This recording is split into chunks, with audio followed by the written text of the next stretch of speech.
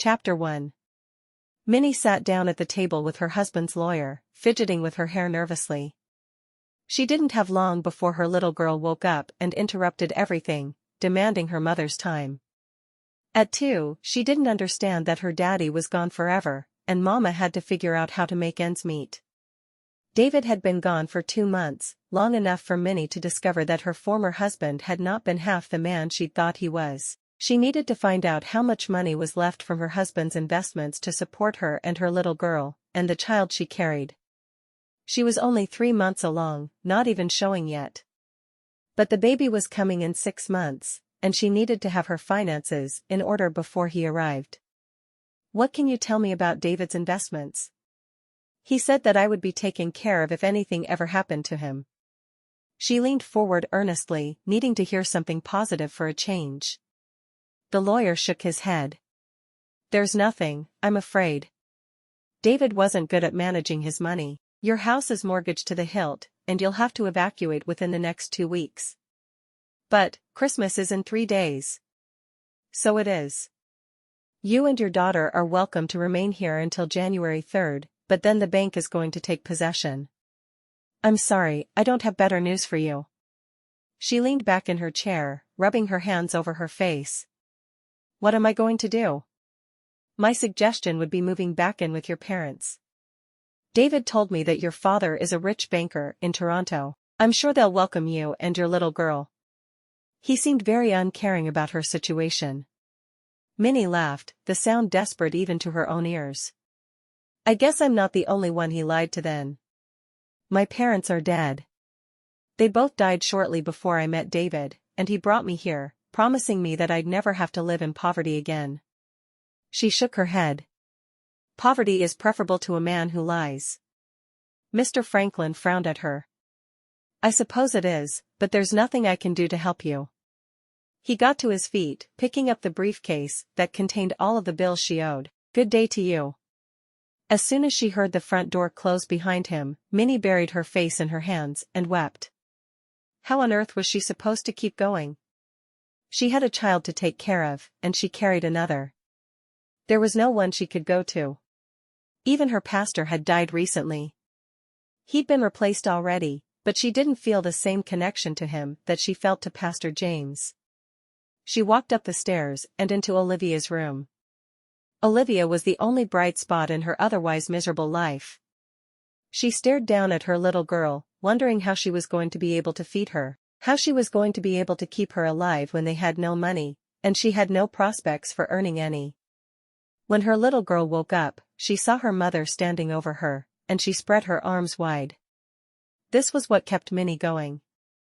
The love of this little girl was worth everything in the world to her. She quickly bundled Olivia up, and the 2 of them walked toward the church. There was a quilting circle that afternoon, and maybe there was someone who had heard of a job where she could be a live-in maid. As a pregnant woman with a young daughter, she knew it wasn't really possible, but she needed to try. When she got to the church, she walked to the small room where the women held their meetings, and she went in, instructing Olivia to sit on the floor and not to touch anything. The rambunctious 2-year-old would surely disobey, but what choice did she have? She was welcomed into the group by Miss Hazel, a matronly older woman who looked out for everyone else. Miss Hazel looked at her and frowned. "You've been crying. Are you all right?" Not wanting to talk about what was happening in front of all the watching eyes of the women of the congregation, Minnie shook her head, and took Miss Hazel's arm, pulling her out of the small room and closing the door. "I just found out that David had no investments, even though he'd assured me he did. I don't know what Olivia and I can possibly do. And on top of that, I'm expecting another." She closed her eyes and waited for the older woman to tell her that she was doomed. "Minnie, I was never fond of that husband of yours. He was a swindler, plain and simple." Minnie opened her eyes, nodding. She knew when she was being dismissed. "I wouldn't have married him if I'd known." "Oh, there's no doubt of that in my mind.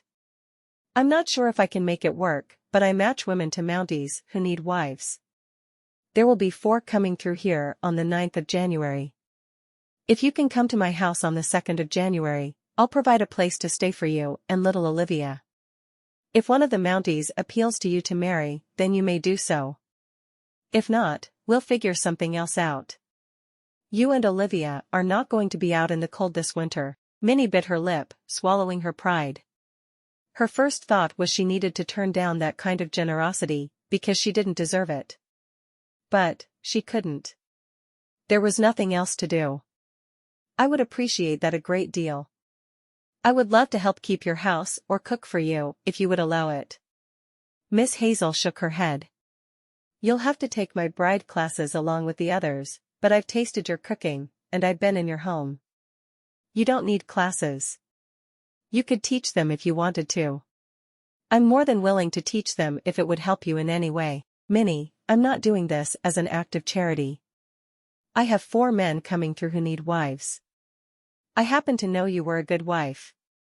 Minnie nodded, looking down at her hands. She hadn't really been a good wife.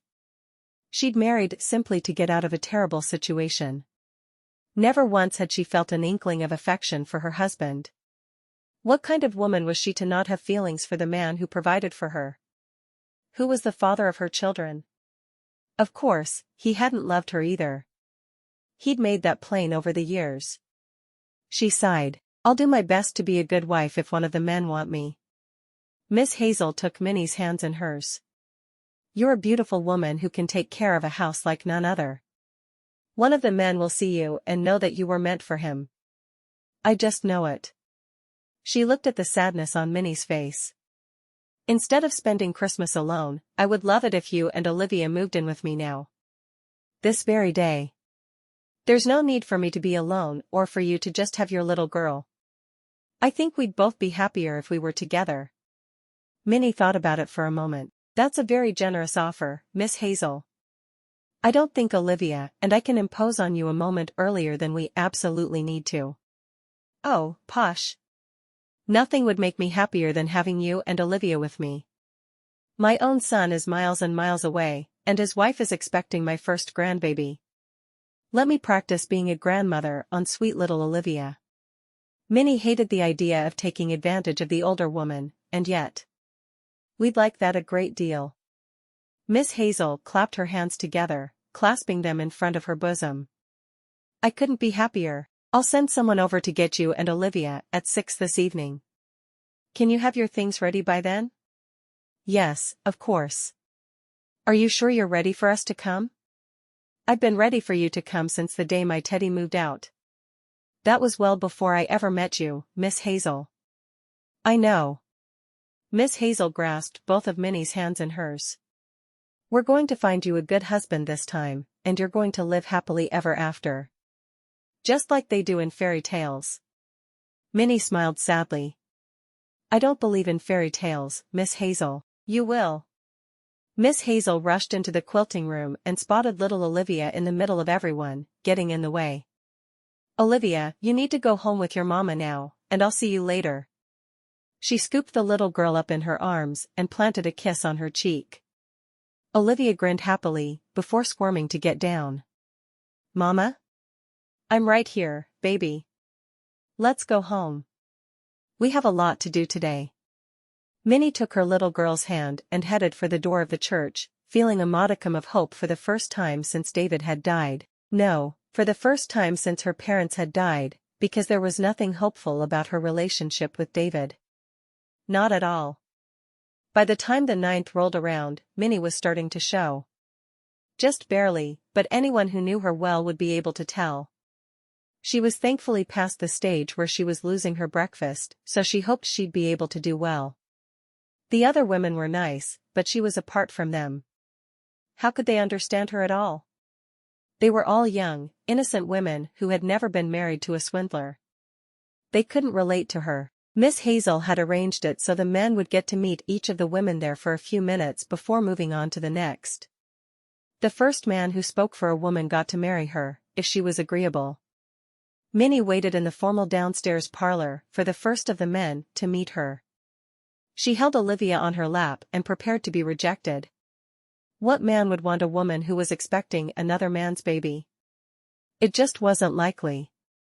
She knew it well. The first man to walk in was older than she'd expected a Mountie to be.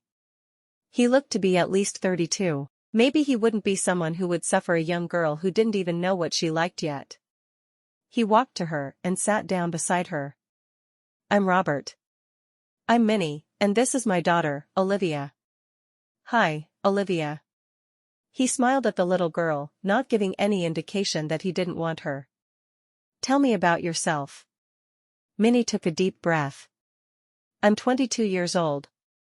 I was married for 3 years, and my husband died near the end of October. I thought he had investments that would make it so Olivia and I would be all right if anything happened to him, but it turns out, he never did. And shortly after he died, I found out I was expecting. Baby will be born around May 1st. I see. So if I choose you for my bride, I get you, a little girl, and a baby in a few months. He scratched his chin as if considering, which surprised her. She hadn't thought any of the men would continue to talk to her once they found out about her condition. My big question for you is whether you'd be able to handle the journey. We'll take a train to Cochrane, and from there it's a 2-day trip by sled. Minnie bit her lip.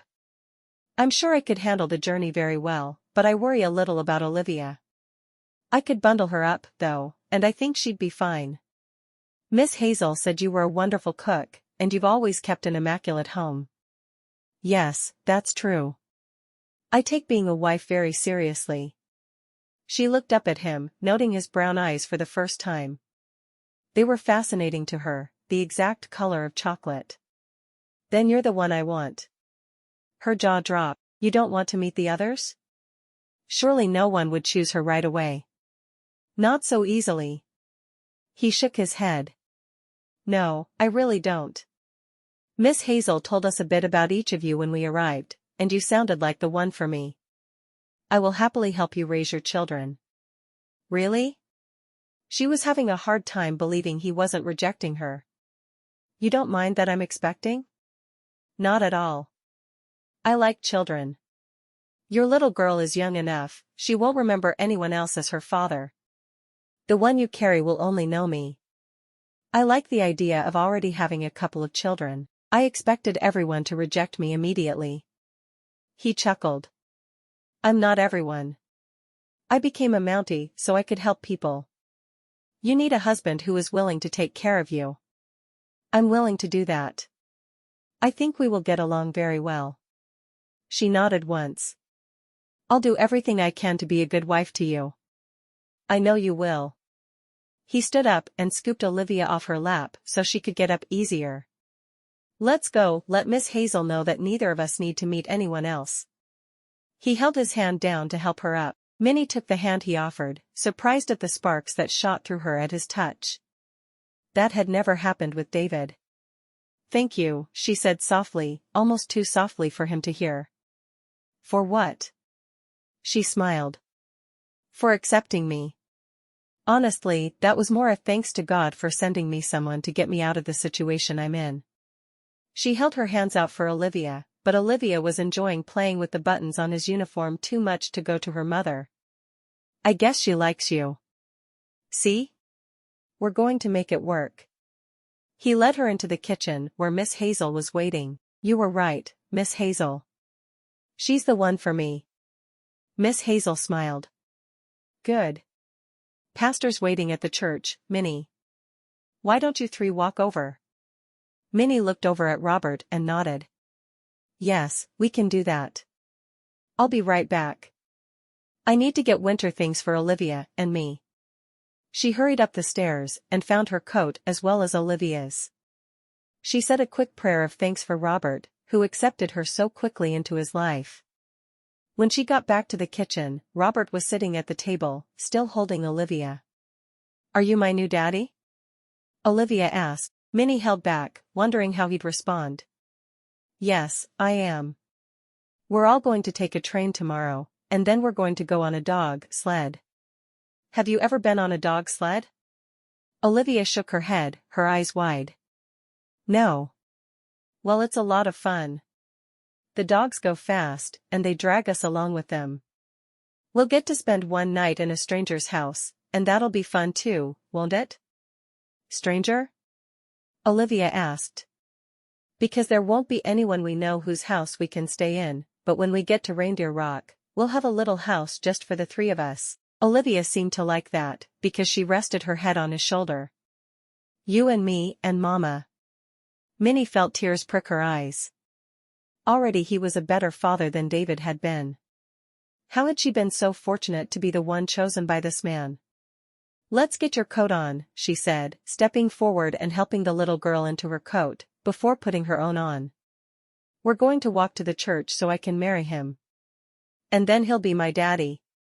Olivia seemed to take all of this in stride, which really surprised Minnie. He must have woven some sort of spell around her. Yes, then he'll be your daddy. Minnie looked at Robert, and saw that he was watching her. She nodded in gratitude, hoping he'd understand. Do you want to walk, or do you want me to carry you? Daddy, carry me. Olivia patted Robert on the cheek, making it clear that she approved of him. Robert smiled. I'm happy to carry her. Minnie led the way, feeling a bit left out. She was glad Olivia liked Robert so much, but she was a bit torn as well. Never before had there been someone she would go to for Minnie, so it felt strange. The church is about a 10-minute walk from here. Sounds good to me. Minnie frowned at him. Where's your horse? Aren't Mounties always supposed to be on horses? Usually, but we're going to an out-of-the-way place, and a horse wouldn't make it through the deep snow. That's why we'll be taking sled dogs for the last part of our journey. When will we leave Ottawa? She asked. Tomorrow morning. We need to head out on the train and go for about 3 hours. And then we'll use sled dogs the rest of the day tomorrow, stay in a house along the way, and then we'll finish our trip on Wednesday night. It's going to be a long, hard journey, but I'll be there to help you both. Minnie smiled at him. I appreciate it. Where exactly are we going? To a town called Reindeer Rock. There are 4 cabins waiting for us there. We won't have much space, because the cabins are government issue, but we'll make do. I may even be able to build onto the cabin, come spring. Because then we'll have 4 people living in a cabin meant for 1 or 2. You may need to. I grew up on a farm, and I had very little space, so I'm sure it won't bother me too much. Good. I'm willing to do all I can to help you along the way, but you'll find you need to help yourself, too. Minnie liked that.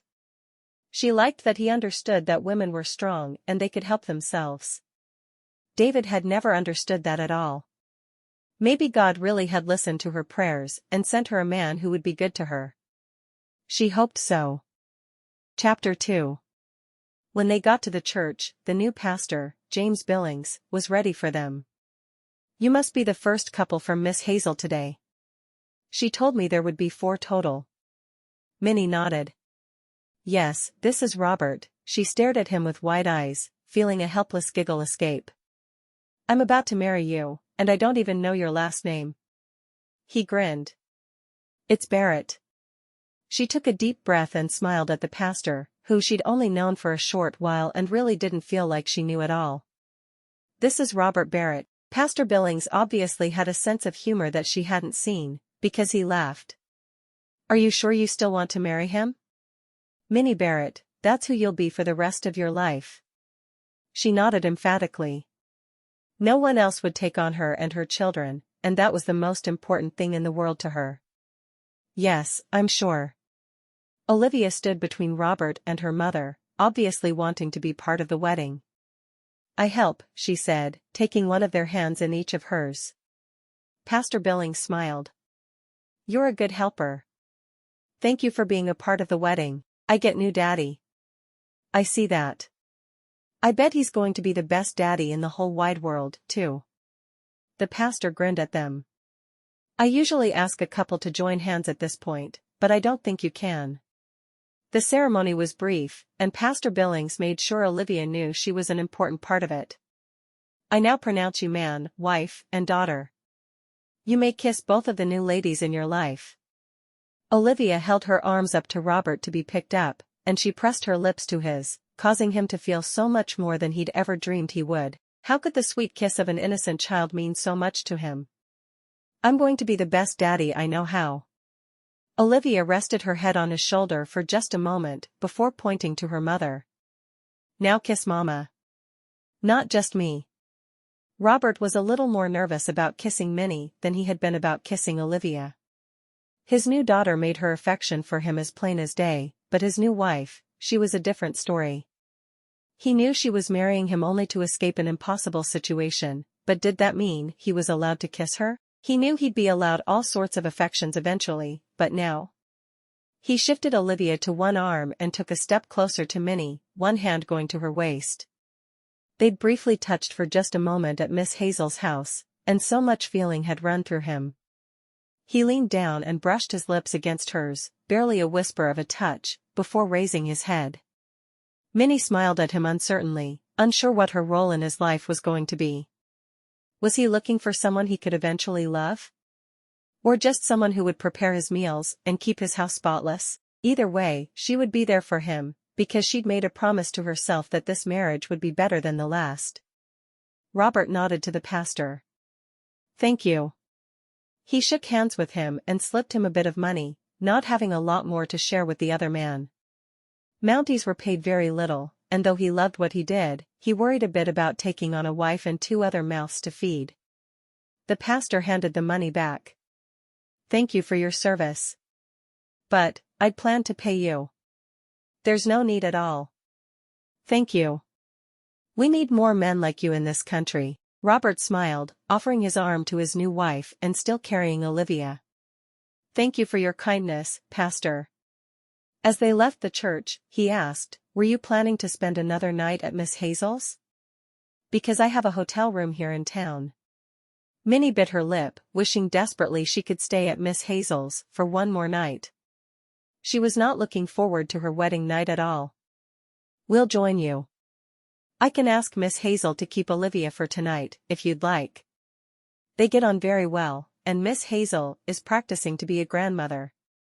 He grinned. "If you want to do that, I think it would be nice. We'd have a little while to get to know one another before we leave to go to Reindeer Rock." Minnie smiled, her heart sinking into her stomach. "I'd like that." She couldn't tell him how she really felt, because he'd just agreed to take care of her, her daughter, and the child she carried for the rest of their lives, and there was no way she could act ungrateful for that. Robert hid a grin. She looked like she'd swallowed castor oil when she said that she would like to spend a night alone with him. Little did she know that he really did just want a few hours to get to know her better. Nothing would happen between them until she was ready for it. When they arrived back at Miss Hazel's, he saw that the 3 Mounties traveling with him had all found ladies they were talking to and getting to know. He nodded at the man he was meant to train, Calvin, who was with a pretty young girl. She looked to be no more than 18, and he felt a wave of relief wash over him. There was no way he could marry a young lady like her. No, his Minnie was just right for him. Minnie immediately went to Miss Hazel. "Would you mind keeping Olivia tonight? I know it's a lot to ask, but Robert has a hotel room, and it would be really nice if we could get to know one another privately." Miss Hazel nodded emphatically. "I'd be delighted to keep Olivia. What time are you leaving in the morning?" Minnie looked over her shoulder at Robert for the answer. "Our train leaves at 7, so I think we should be here to get her by 6 at the very latest," he said, still holding Olivia in his arms as if it was something he did every day. He was obviously very comfortable with children. "I'll get all of her things packed up and ready to go, except what the 2 of you will need tonight." Minnie smiled at Miss Hazel. "Thank you for all you've done for us. You'll never be forgotten." Miss Hazel hugged Minnie close. "Thank you for making this Christmas the best one I've had since my Teddy moved out. It was wonderful to have a family again." Minnie felt tears sting her eyes, and she hated that Robert was getting to know her with the pregnancy emotions so strong. "We were truly blessed by you." She turned to go up to the room she and Olivia had shared to pick out clothes for her daughter to wear the following morning.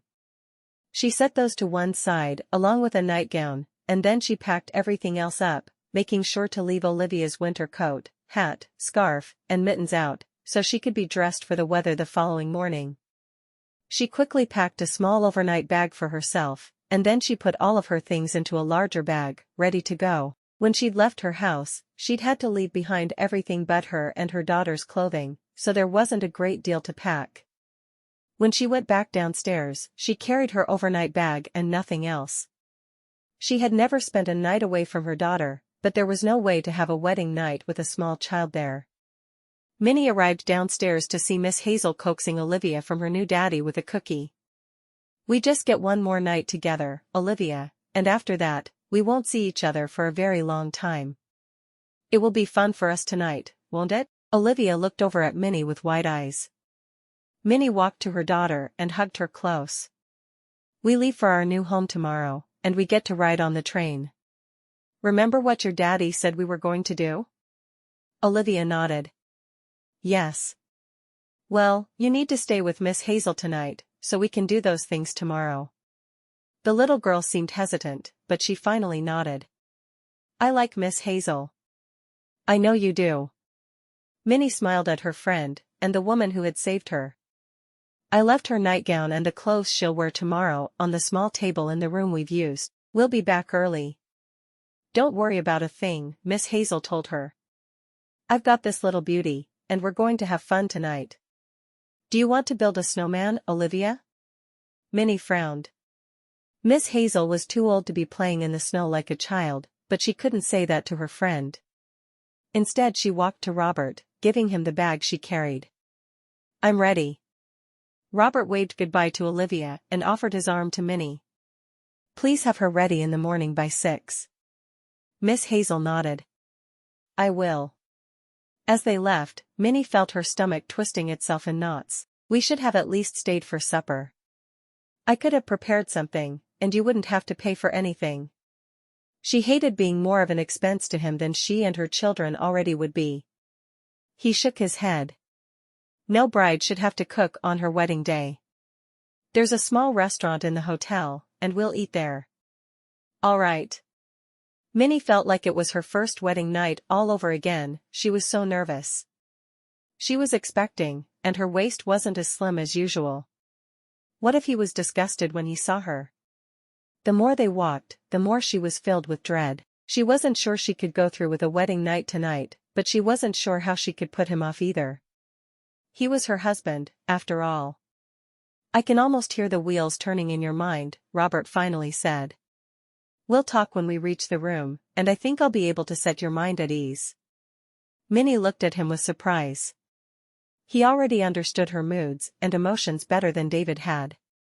There was just something special about this man who acted as if she was important to him.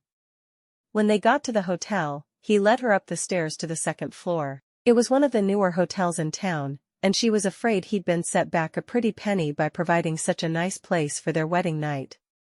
He unlocked their door and then stepped aside for her to precede him. "Have a seat for a moment, and we'll talk." Minnie nodded uncertainly, but she sat on the edge of the bed, surprised when he took the only chair in the room. "What would you like to talk about?" "How nervous you are for one." "I know you expect me to insist on a wedding night tonight, but I won't do that to you. I really did want some time alone, just to get to know you better. I'm not going to do anything you don't want me to do. Ever. When you're ready to have a wedding night, you'll have to just let me know." He hoped that would end her nervousness. He hated how uptight she'd been since they left the church, deciding they'd spend the night alone. She frowned. "How will I let you know?" "It's not exactly something I talk about. It wasn't anything a lady should discuss." He shrugged. "I'm sure you'll find a way. If nothing else, tell me it's time to check the temperature in Wisconsin. That could be our code phrase."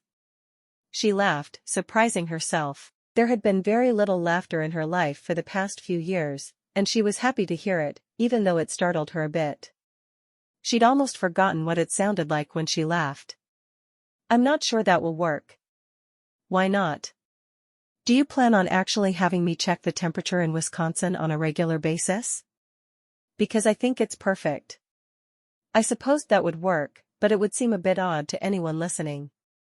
She liked what she knew of Robert, but this idea of his seemed very strange to her. "If you were choosing a moment when someone else is around to invite me to be intimate with you, then I think it might be odd. Maybe you should choose a moment when we're alone." He shrugged. "I expect it to be a while." "You're expecting, and the women I've known who were expecting didn't exactly seem to think they were beautiful. He didn't want her to think he had unrealistic expectations, because he didn't. If it was after the baby was born, then so be it. Have you known a lot of expecting women? Most men she'd known knew nothing about women, especially pregnant women. It seemed odd to her that he'd have any kind of knowledge. He shrugged. I'm the youngest child in my family. I have 6 older sisters, and we all lived close.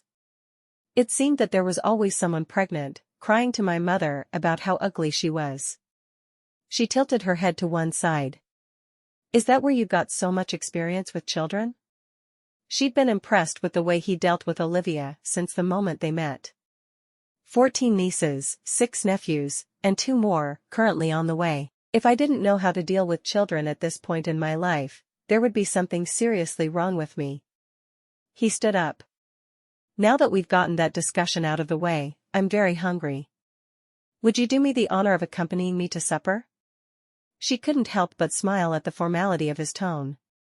I would be delighted. And he was right, she was a great deal more relaxed after his promise to wait. Over supper, they talked about things most couples knew about each other long before marriage. What are your favorite foods? She asked. He shrugged. Honestly, as long as I'm not cooking it for myself, I can eat most anything. You'll find the cooking conditions to be rudimentary in most of the places we'll live. Mounties aren't exactly provided with the most current stoves. I'll adapt. My mother taught me to cook over the fireplace in our home because we had no stove. If I can do that, I'm sure I can deal with anything else thrown at me. She took a sip of the water in front of her. I'm a little worried about when my time comes to deliver the baby I'm carrying, but I'm sure we'll make it work. Mounties are trained in first aid. I've delivered more babies than I care to admit. I promise we'll make it work. I'm not sure I could let my husband deliver my baby. She shook her head. No, I'd definitely prefer a woman to do it. Then I'll explain to one of the other wives how to do it, and she can do it for you. Or I'm sure there'll be an Indian midwife where we're going. You're sure? You haven't been yet? No, I haven't. This is a new assignment for all 4 of us. The 4 Mounties that are there are due to be switched out, so we are taking their places. She frowned for a moment. How often does that happen? How long are assignments, you mean? Usually no more than 2 or 3 years. They don't want any one man becoming so familiar with the local tribe that he involves himself in things that he shouldn't, or he starts making unfair decisions. The Mounties are the police, courts, doctors, and clergy in the north. This is just how things go. Does it bother you? Minnie couldn't imagine being sent to a new place just as she began to make friends. Not really. I understand the reasoning, and I'm a proud member of the Royal Northwest Mounted Police. I will do what I'm trained to do and follow orders. Robert looked her in the eye. Is that going to be hard for you? She shrugged. It might, but I'm sure I can keep in touch with letters. It won't be the same as being together, but I'm strong. I've twice left everything I'd ever known to marry someone I didn't really know and start anew. I'm sure I can handle it if I can take my family with me. Hopefully you won't be marrying again. He winked at her, smiling when he saw a blush rise in her cheeks. Tell me about your first husband. She frowned, looking down at the food in front of her. My parents were killed in a fire when I had just turned 19. A man I'd never met came through and asked me to marry him. He told me that he would make sure to take care of me for the rest of my life. She sighed. I was desperate, so I said yes. He was in his 50s, and I had no feelings for him at all. I never developed any, either. That's sad. He hated the idea of her spending years in a loveless marriage. He wanted their marriage to be very different from that. It is. I always felt guilty that I couldn't love him, but after he died, I found out he'd lied to me about a great number of things. How did he die? Heart attack. She shrugged. I was the best wife I knew how to be. I regret that I never had feelings for him, because he provided for me and my daughter. I notice you don't say he was good to you. Surely it wasn't an oversight. She shrugged. He had no more feelings for me than I had for him. He never really cared to have any children, but he tolerated Olivia. Robert put his hand over hers. I promise you I will do more than tolerate any children we have, whether you come into the marriage with them or we have our own. Olivia already owns a little piece of my heart. And he was excited for the moment someone handed him a tiny new life that would always know him as its father. Minnie felt a tear pop into her eye again, and she swiped it away angrily. She hated that pregnancy made her cry so much. Thank you. That means the world to me. Chapter 3. By the time Minnie and Robert went to fetch Olivia from Miss Hazel's house the next morning, they had developed a fast friendship. She enjoyed talking with her husband and spending time with him. It was something completely new for her, and she loved it. She could see them getting along much better than she and David ever had, because Robert already seemed to respect her feelings. It made her feel like she had a little bit of control over her own life, which thrilled her. When they got back to the house, Miss Hazel had Olivia in the parlor, and she was dressed for their trip, her warm winter gear laying out and ready to put on her. I'm going to miss having the two of you here so much. Minnie smiled. We're going to miss you too, Miss Hazel, but I promise that I'll write. And I'll write you back, dear. You make sure that you become friends with the other brides. There won't be a lot of other white women around, and you will find that you really need each other. Minnie nodded.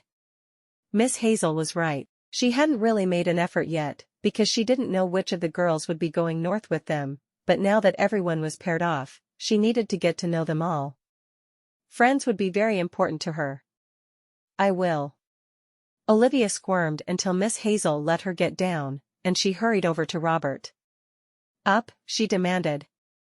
Robert laughed, lifting her up and holding her. Happy now? Olivia nodded. Mama. Minnie walked over and hugged her daughter. Were you good for Miss Hazel? Olivia nodded. Good girl. I'm glad. Was Miss Hazel a good girl? Minnie couldn't resist teasing the older woman with the question. Olivia shook her head solemnly. No. The adults all laughed, and Miss Hazel gave Olivia an offended look. I was good. Olivia just looked at Miss Hazel, and Minnie couldn't help but laugh some more. Olivia wouldn't lie, Miss Hazel.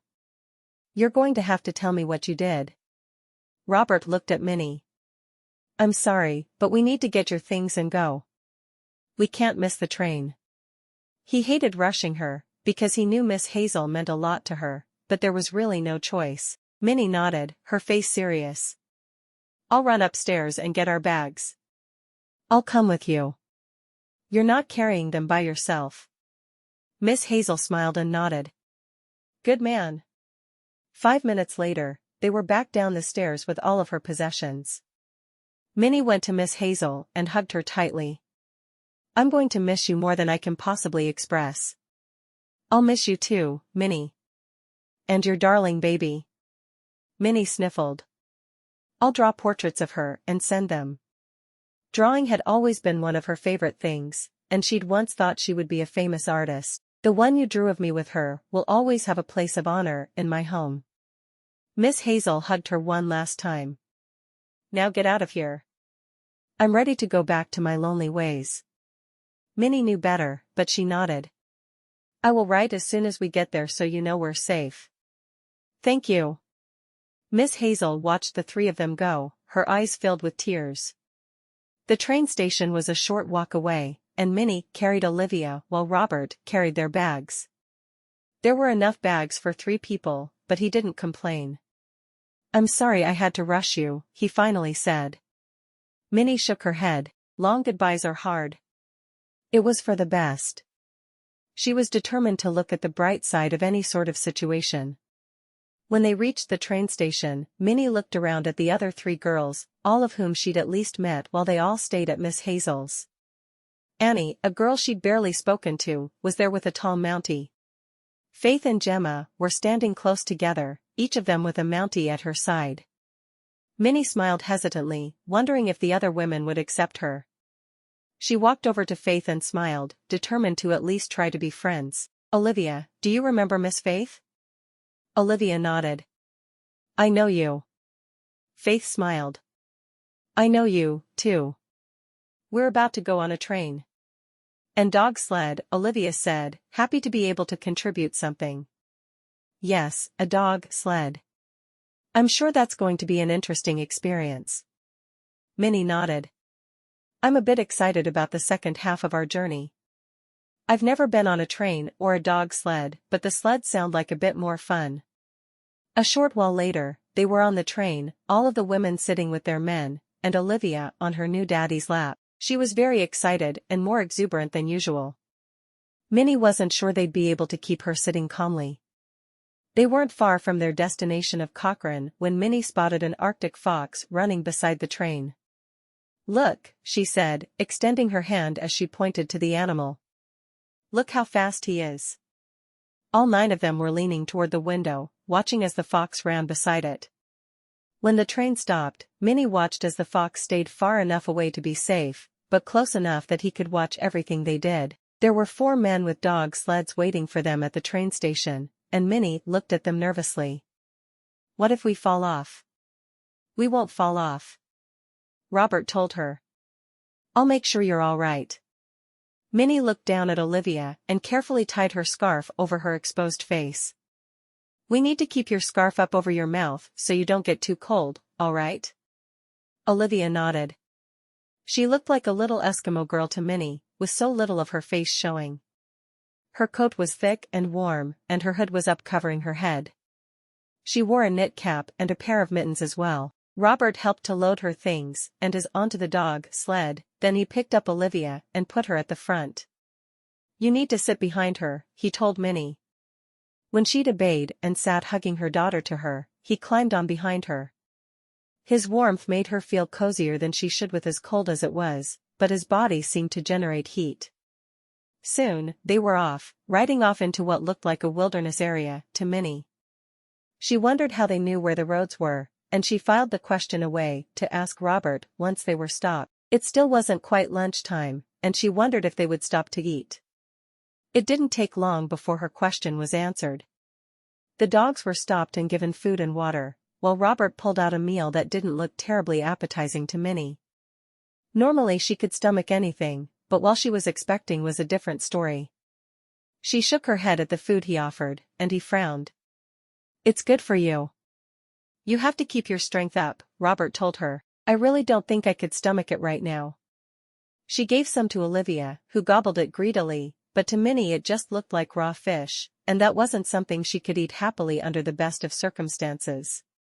He found a handful of seeds and passed them to her, taking the fish from her. That's both of our portion of the seeds, so you eat those, and I'll eat your fish. She nodded, relieved there was something else for her to eat. She hated being so fussy about food, but she truly didn't have a choice while she was carrying. Thank you. He squeezed her hand. They'd both taken their gloves off to be able to eat, and she felt a flash of heat shoot through her.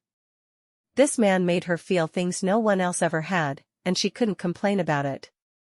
She was thankful to have him for her husband. As she ate, a flash of white caught her eye. It was the fox. He was watching them eat their food from a distance. The fox is still following us, she said to Robert with surprise. He glanced over and nodded. I've never seen a fox follow a dog sled party that way, but he certainly is. We should name him. Name a wild animal? Why would we do that? He asked, obviously confused. Did she think they were going to keep the fox? Don't you ever name animals? I think we should call him Felix the Fox, she said, grinning happily. Annie, who was in the next sled over, said, I think we should call him Finnegan. I don't know why, but he looks like a Finnegan to me. Minnie immediately acquiesced. She wasn't one to force her opinion on others. Finnegan it is. Before long, they were on their way again, and Minnie immediately noticed the fox keeping pace with them. He stayed at least 50 yards away, but he ran as fast as they did. In a fanciful moment, Minnie wondered if he wished he could be a part of the dog sled team. Olivia fell asleep shortly after lunch, and Minnie held tight to her. She worried the little girl would fall off the sled. So far, she'd been very impressed by Olivia's demeanor during the trip. She had happily done everything she was asked to do, eaten what she was given, and now she was napping while being pulled by dogs through the snow. How much more could she ask of her little girl? They stopped for the evening as soon as darkness hit, finding a house along the path. The people who lived there seemed thrilled to have the company, and they were paid a small amount to feed them all and put them up for the night. Minnie had wondered how their lodging would work, and she was pleased to see she wasn't expected to eat raw fish this time. The meal they were served was chicken pot pies and plenty of hot coffee. After their day in the cold, everyone drank and ate their fill, pleased to have a respite from the frigid air. For beds were made on the floor with no separation between them, so Minnie and Robert lay on the floor, with Olivia between them. The little girl fell asleep faster than anyone else, because she was so tired from her day. The adults had a harder time sleeping on the hard floor. Robert wound his fingers through Minnie's as they laid there in the dark, listening to the others breathing. She knew she'd be thrilled to arrive at their own home the next day, no matter how small or rustic. Olivia was tired the next day, causing her to be a bit less of a good traveler. She still did as she was told, but she did it with a whiny tone to her voice that had been absent the day before. By the time they finally pulled into Reindeer Rock just before sunset, Minnie's legs were wobbly. The 4 Mounties that were stationed in the town already were waiting for them. The leader of the 4 walked toward them. "Our houses are cleaned out and ready. We're going to stay in an empty house for the night, and we'll take the same sled dogs back tomorrow." He held out his hand to Robert. "I'm Brandon Scott. Nice to meet you. I'm Robert, and this is my wife Minnie and our daughter Olivia." He went on to introduce all the others one at a time. "My little girl is very tired. Could you show me where our home is?" He hadn't worried about her fussiness, because he understood how exhausted Olivia must be. He wanted to get her settled as soon as they could. "Yes, of course. I'll take you there, and while your wives get settled, we can have a meeting about the things you'll run into with this particular village." Brandon led the way to a small cabin on the outskirts of town. "This one all right?" Robert nodded. "I take it they're all the same?" Looking around, he saw where he'd want to expand come spring. It would be too hard in the winter. "Yes, of course. You can add on, but most don't, because they know they won't be here long." Minnie stuck her head into the cabin and frowned. It wasn't up to her standards of clean, but she was much too tired to do anything about it at the moment. She walked in and looked around her. There was a small stove, which already had a fire lit, for which she was grateful. She didn't mind starting a fire herself, but she would be able to prepare a meal much faster this way. Robert touched her arm. "Just do as little as you can tonight. You're already tired." She nodded, knowing she probably wouldn't listen. There was too much to be done for her to go to bed early. "Food?" she asked, not wanting to keep him longer than she should. "I'll bring you some and get all of our things in here before my meeting."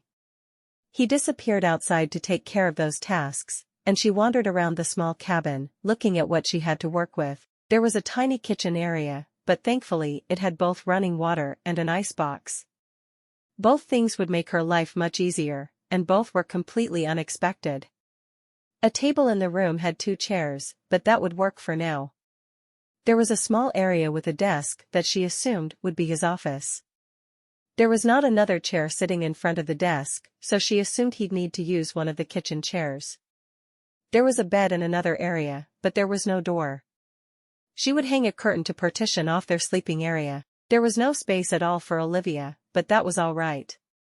She would make her a pallet at the foot of their bed, and the little girl would be content. Robert came in then with a wooden crate full of food. He was followed by Brandon, who carried all of their clothes. "Thank you," she said softly. She looked through the meager supplies, and saw that there were the makings of a few small, simple meals. She would do what she could with it and make sure her family was fed. When Robert came back from the meeting many hours later, he found her sitting up at the table, her eyes struggling to stay open. "You should have gone to bed. You haven't eaten yet." She got up and took what was left of their simple supper from the oven and set the table, putting his food on his plate for him. Getting a glass of water for both of them, she sat at the table with him while he ate his supper. Was the meeting productive? Robert nodded, scrubbing his hands over his face. She looked exhausted, but he knew he was just as tired. It had been a very long day, but there was so much that had to be accomplished in that one day if the other Mounties were going to get to their train on time. It sounds like the village is in good shape. There are a few troublemakers, and they were pointed out. We'll be able to handle this area with 4 of us. Oh good. She hid a yawn behind her hand. I made Olivia a pallet at the foot of our bed. She's been sleeping for a long time. I'll need to wash all of the bedding tomorrow, but I couldn't do that tonight. Her tone of voice was apologetic. I didn't expect you to do half what you did tonight. Looking around the cabin, he could see that she'd worked hard that evening, even though he'd told her to rest as much as she could. You're not the most obedient of wives. She shrugged, smiling slightly. I do what needs to be done. It may not all be necessary in your eyes, but it is in mine. When he'd finished eating, he put the dishes into the sink. You're too tired to wash them tonight. Morning is soon enough. He caught her hand and pulled her toward the bedroom. He nodded with approval at the sheet she'd hung to separate the different rooms. These cabins were meant for single Mounties, and you're already adapting it nicely for our needs. He nodded with approval at the sheet she'd hung to separate the different rooms. I'm going to give you 10 minutes to get ready for bed, and then I'm going to join you. All right. As soon as he was gone, she quickly changed into her nightgown, checked on Olivia, and slid between the covers. When Robert came in 10 minutes later, his wife and new daughter were both sleeping peacefully. He understood why she'd sat up now. She was so tired, she knew she would be asleep as soon as her head hit the pillow, and she was. He wasn't quite as tired as she was, and he lay in bed for a long while before falling asleep. He wondered how this town would be for his wife and daughter, not sure if they would be able to adapt as easily as the other wives. Being pregnant was making Minnie drag, and he could see it. He hoped the other ladies could see it, too, so they would help her as much as possible. He wasn't sure if she'd allow it, but it would be good if they would at least try. He leaned over and pressed his lips to her forehead. Already he found he was falling in love with his wife. His daughter had held his heart from the moment she'd first called him daddy, but his wife had guards up. Always. He couldn't help but wonder what her first marriage had been like. She'd indicated it wasn't perfect, but he had a feeling that she hadn't touched the surface with what she'd told him. Robert was content. His wife was beside him, and his little girl was sleeping at his feet. They'd made the long, hard journey, and they'd done it with grace and dignity. What more could he ask for from them? Chapter 4. Minnie woke before Robert the next morning, easing out of bed for fear of waking him. She dressed in the kitchen after starting the fire, so she could cook him breakfast. He'd brought her bacon and eggs the previous night, so she would make them now, hoping there was a place for her to shop for the other supplies she'd need. She made a mental list of all the things she'd need to do that day, and she prioritized them in her head, deciding what needed to be done first, and which things could be put off for the next day. She had to do the baking, and there was no getting around that. Without bread, she would have a hard time having enough food to feed all 3 of them. She also needed to get the linens washed. It had bothered her sleeping in the bed as it was, but even more, it had bothered her to hang a dirty sheet to use as a curtain. It would be hard work to do the wash in the primitive conditions they lived in, but she couldn't let that bother her. She would get used to the new work that must be done in Reindeer Rock, and she'd do it with a smile. Robert was everything she'd hoped he'd be. The man had been true to his word, not touching her except to hold her hand or kiss her forehead from time to time.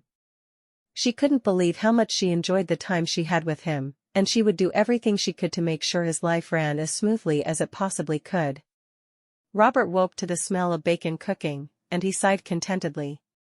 He'd been a Mountie for over 10 years, and he'd gotten used to living alone, but having a wife would add a level of comfort to his life that had been missing for a very long time. He dressed in his uniform before walking out to join her in the kitchen, leaning down to kiss her cheek.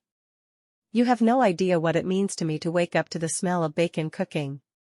She smiled at him over her shoulder. Breakfast will be ready in about 5 minutes. She was happy to know he liked bacon. Wanting to make him all of his favorite meals to thank him for the way he was treating her and Olivia meant she would take special note of everything he liked. There was a cry from the other room, and she started to go back there to check on Olivia, but Robert beat her to it. He was already in there, picking her up and carrying her into the kitchen. "Are you hungry? Is this home?" Olivia asked. She seemed very confused by the travel. "This is home," Robert told her. "Do you like it?" Olivia looked around her as if considering the question. She finally nodded, looking at her mother. "Hungry. I know, baby. Breakfast will be ready in a few minutes. I'll get you dressed after breakfast." "Yes, Mama." She looked around, trying to find a chair for her, but there wasn't one. "I sit on Daddy." Minnie laughed softly. "That sounds like a good idea to me. Daddy is fun to sit on." After breakfast, Robert got to his feet, setting Olivia in the chair he'd vacated. "I need to meet up with the other men and start introducing myself around town. It's time for my job to start." Minnie nodded, hiding a yawn behind her hand. "Time for mine to start as well." He frowned at her. "Don't overdo it. I don't want you risking the health of that baby just because you're too stubborn to live with a little bit of dirt for a day or two." She blinked at him in surprise. "Did you just call me stubborn? If the shoe fits, you should just put it right on your foot and tie the laces." He leaned down to kiss her cheek. "I'll be home for lunch around noon. I won't start riding out to do check on the trappers until next week. I need to get acclimated here first." "Will you ride out to check on others often?" she asked. "Most days I'll ride at least a short distance. We'll all take turns, but our territory is huge. They just put us in the middle of it so we could have companions. Some nights, we'll even have to stay overnight. We'll mostly work in pairs, though, because I'm training Calvin and Malcolm is training Colton." "I didn't realize that. Are they new Mounties?" "They're new to the northern tribes. Being a Mountie in the south is very different than being a Mountie here. There are so many new things to learn that they try to assign a rookie with a more seasoned man." "That makes sense to me." Minnie cleared the table and poured the water she'd heated into the sink to wash the dishes. "I'll have lunch ready at noon." Which meant she had to hurry to get the bread started before she could start on the laundry. "You two have a good day." Minnie smiled. "We will. Won't we, Olivia?" Olivia was too busy eating to notice that her mother was even talking to her. After Robert had left, Minnie started the bread, and then she heated more water for laundry. Her first week here would be a never-ending pile of work, but after that, she should be able to get into a simple routine. She was just starting to wash the laundry when there was a knock on the door. She hurried over to see who it was, finding Faith standing there. "Come in." "Thank you," Faith said, looking around her cabin. "We all have pretty much the same cabin, I think. How is little Olivia doing?" Olivia was playing with a piece of dough Minnie had given her, rolling it around on the floor and making shapes out of it. "She's doing well, I think. She seems content here, which pleases me. This place is so different than how we lived in Ottawa that I was worried she wouldn't be happy here." Minnie smiled at her daughter before turning back to her laundry. "I'm trying to get all the laundry done up today, because the linens weren't left in the best shape." "I see." Faith seemed to want to say something, but Minnie had no idea what. "What brings you over this morning?" Minnie finally asked. She liked the other woman, but she had work to do that didn't include entertaining her. "I just wanted to check on you. I know you're in the family way, and I wanted to make sure you were doing all right." Minnie looked at Faith with surprise. "I'm more than capable of handling my chores.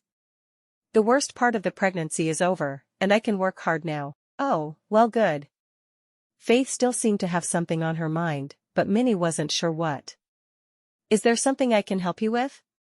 Minnie finally asked. "No. I'm not used to being alone so much. Especially not in the middle of an Indian tribe." Minnie smiled at that. Does it make you nervous? A little. If you'd like, you could bring some of your work over here, and we could do it together.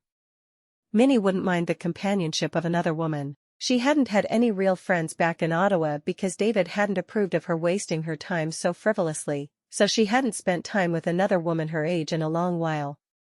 You really don't mind? Faith asked. I really don't mind. If Minnie had been asked the day before if she'd want to spend time with another woman while doing her chores, the answer would have been an emphatic no. But now that she'd made the offer, she found she liked the idea.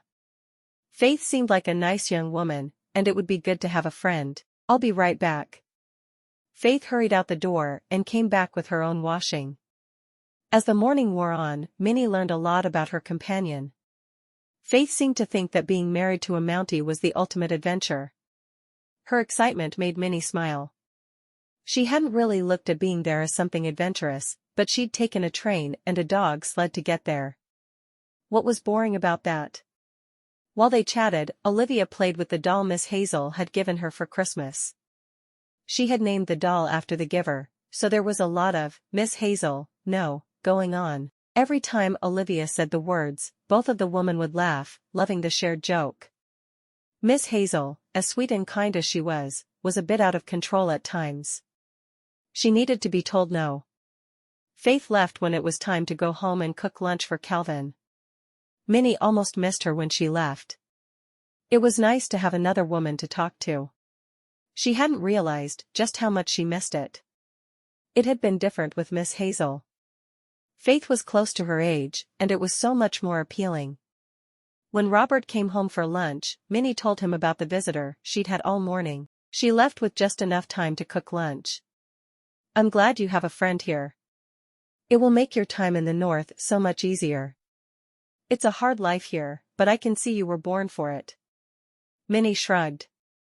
It's not that much different than my life was growing up. My parents were farmers, and there were few luxuries. Were you an only child? He asked. She shook her head. No, I had younger twin sisters who were killed in the fire as well. Her entire life had gone up in smoke that day. She'd been in town drawing a portrait for some pocket money, though her sisters had asked her to stay with them. Never again would she put money over loved ones. I'm so sorry. Me too. I still miss my family. We didn't have a lot of money, but we did have a lot of love for each other. When they died, I was truly lost. She served the lunch, sitting down across from him. I think that's why I married so quickly. I really had no idea what else I could do. She thought about her drawings, and she'd hoped she could one day live off them, but life had taken her a different direction, one that had given her Olivia, so she couldn't be sad about it.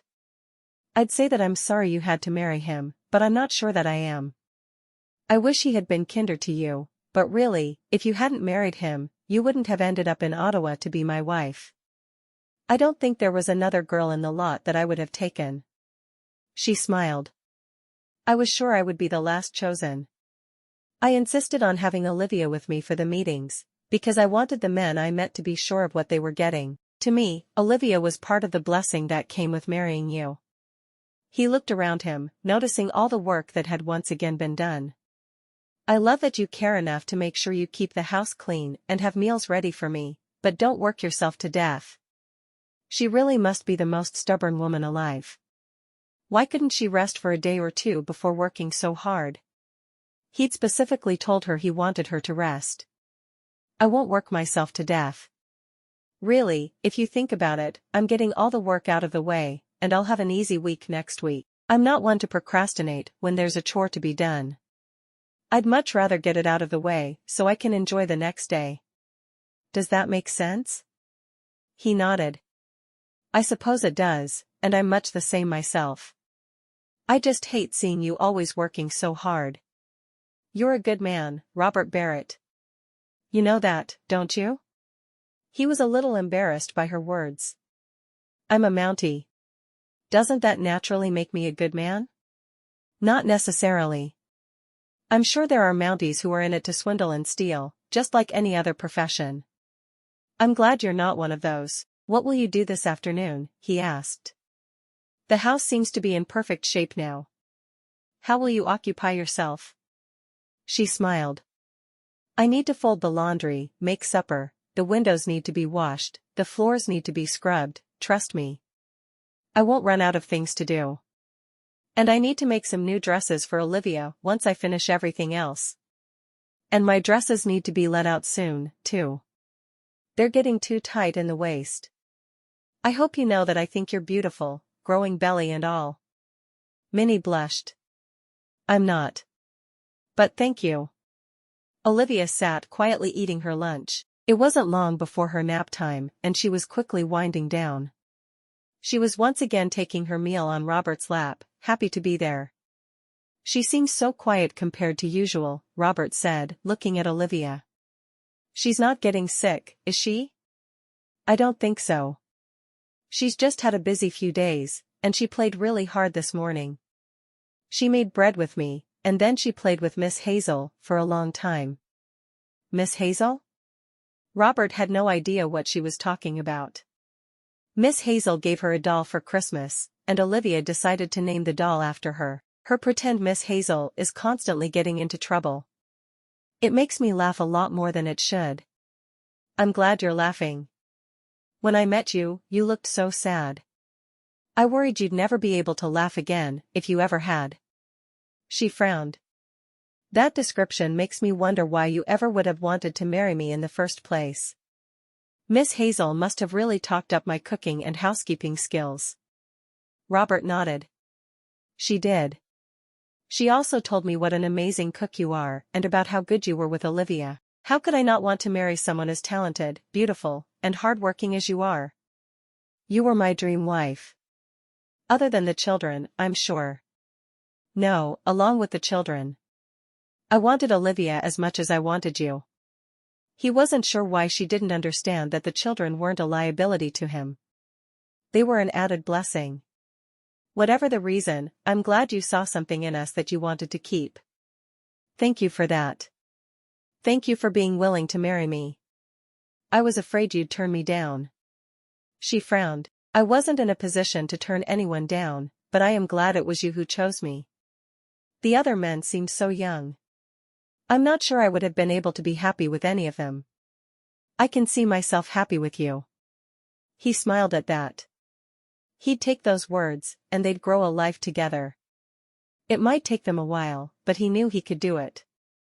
Chapter 5. That afternoon while Olivia slept, Minnie worked hard at getting the windows washed and the last of the laundry folded and put away. She organized her kitchen the way she wanted it and wondered when she'd be able to get more supplies. She was grateful for everything Robert had brought her the previous night, but there just wasn't enough to feed them for long, and she would prefer the work finished as soon as possible. Well, as finished as it was possible for a woman's work to be. She'd heard it said many times that a woman's work was never done, and she completely agreed. There was always something to work on. She would finish as much as she could, though, because it was how she preferred to do things. When one procrastinated, something always came up to prevent the task being accomplished. As she was working in the kitchen, there was a knock at the door. She hurried over to see who it was, hoping they wouldn't wake Olivia. She thought it might be Faith, but when she opened the door, she saw two of the native women standing there. Hello. She wasn't sure why they were there, but she would do her best to make them feel welcome. She couldn't help but wonder if the ladies spoke any English, and was surprised when one of them spoke in limited, heavily accented English. We come welcome. Minnie smiled. Come in. She knew there was a bit of tea in the box that Robert had brought her, so she hurried and put the kettle on. She didn't know if that was the proper way to entertain Indians, but there had to be something she could do. There was a bit of bread left from the loaf she'd made for lunch, so she cut it up and buttered it. Hopefully that would do. There hadn't been many natives in the area she grew up in, so this was new and unprecedented for her. The Indian women watched everything she did, obviously curious about the way she lived. When she put the tea at the table, the women sat down and began to drink the tea and eat the bread. They said nothing to her, simply staring at her and smiling. As soon as they'd finished eating, they left as abruptly as they'd come, leaving Minnie confused about the entire situation. Please come again, she called after them. Had they come to be friends with her, or were they simply curious about the new Mountie wives? Whichever it was, she needed to get back to her tasks. She wanted the house good and ready to live in by Monday morning. That would give her some time to spend with her daughter and do some sketches of the land. She looked forward to writing to Miss Hazel, planning to illustrate each letter. She knew Miss Hazel would appreciate her efforts. By the time Olivia woke from her nap, Minnie was finished with most of her tasks that she had planned on doing that day. She had some salt pork in the oven, and she planned to make some potatoes with it. She really hoped that Robert would take her to the local store on Saturday so they would have enough food to start the week. She found that she had enough flour and sugar to make a cake for her family that evening. Then if there was anything left, she would be able to serve it for tea when the Indians came again. She wanted to make friends, but she wasn't sure if the other Mountie wives would be her friends or if she'd end up being friends with the native women. She wanted someone to talk to, but more than that she hoped there was someone who would be able to deliver her baby when the time came. She hadn't thought to ask around yet, but of course the language barrier would make that very difficult anyway. When Robert came in at the end of the day, he inhaled deeply, obviously enjoying the smell of the cake she had baked. Minnie hurried to him, smiling sweetly. "How was your afternoon?" When she studied him, he looked very tired. The long journey and having to jump into his new job seemed to be taking their toll on him. "It was good. We talked about how we would divide up the territory between us, because it's better for the natives if they recognize one man as the man in charge. It would be confusing if it was a different man every week." "Will tomorrow be more of the same?" she asked, worried about how tired he looked. He nodded. "Looks like there's a storm coming this way. One of the local natives is good with predicting weather, and he says a storm will hit Saturday, so we will need to do all we can to prepare before then. I want to have something for me to do inside if we're cooped up for several days. I wish you could take a little time off before you had to prepare, but I understand that you can't choose your time off." "No, I really can't. I'll do what needs to be done, because that's what I've been trained to do." He yawned widely. "It's going to have to be a quiet evening. Early to bed will be the order of the day." "I won't argue with that at all."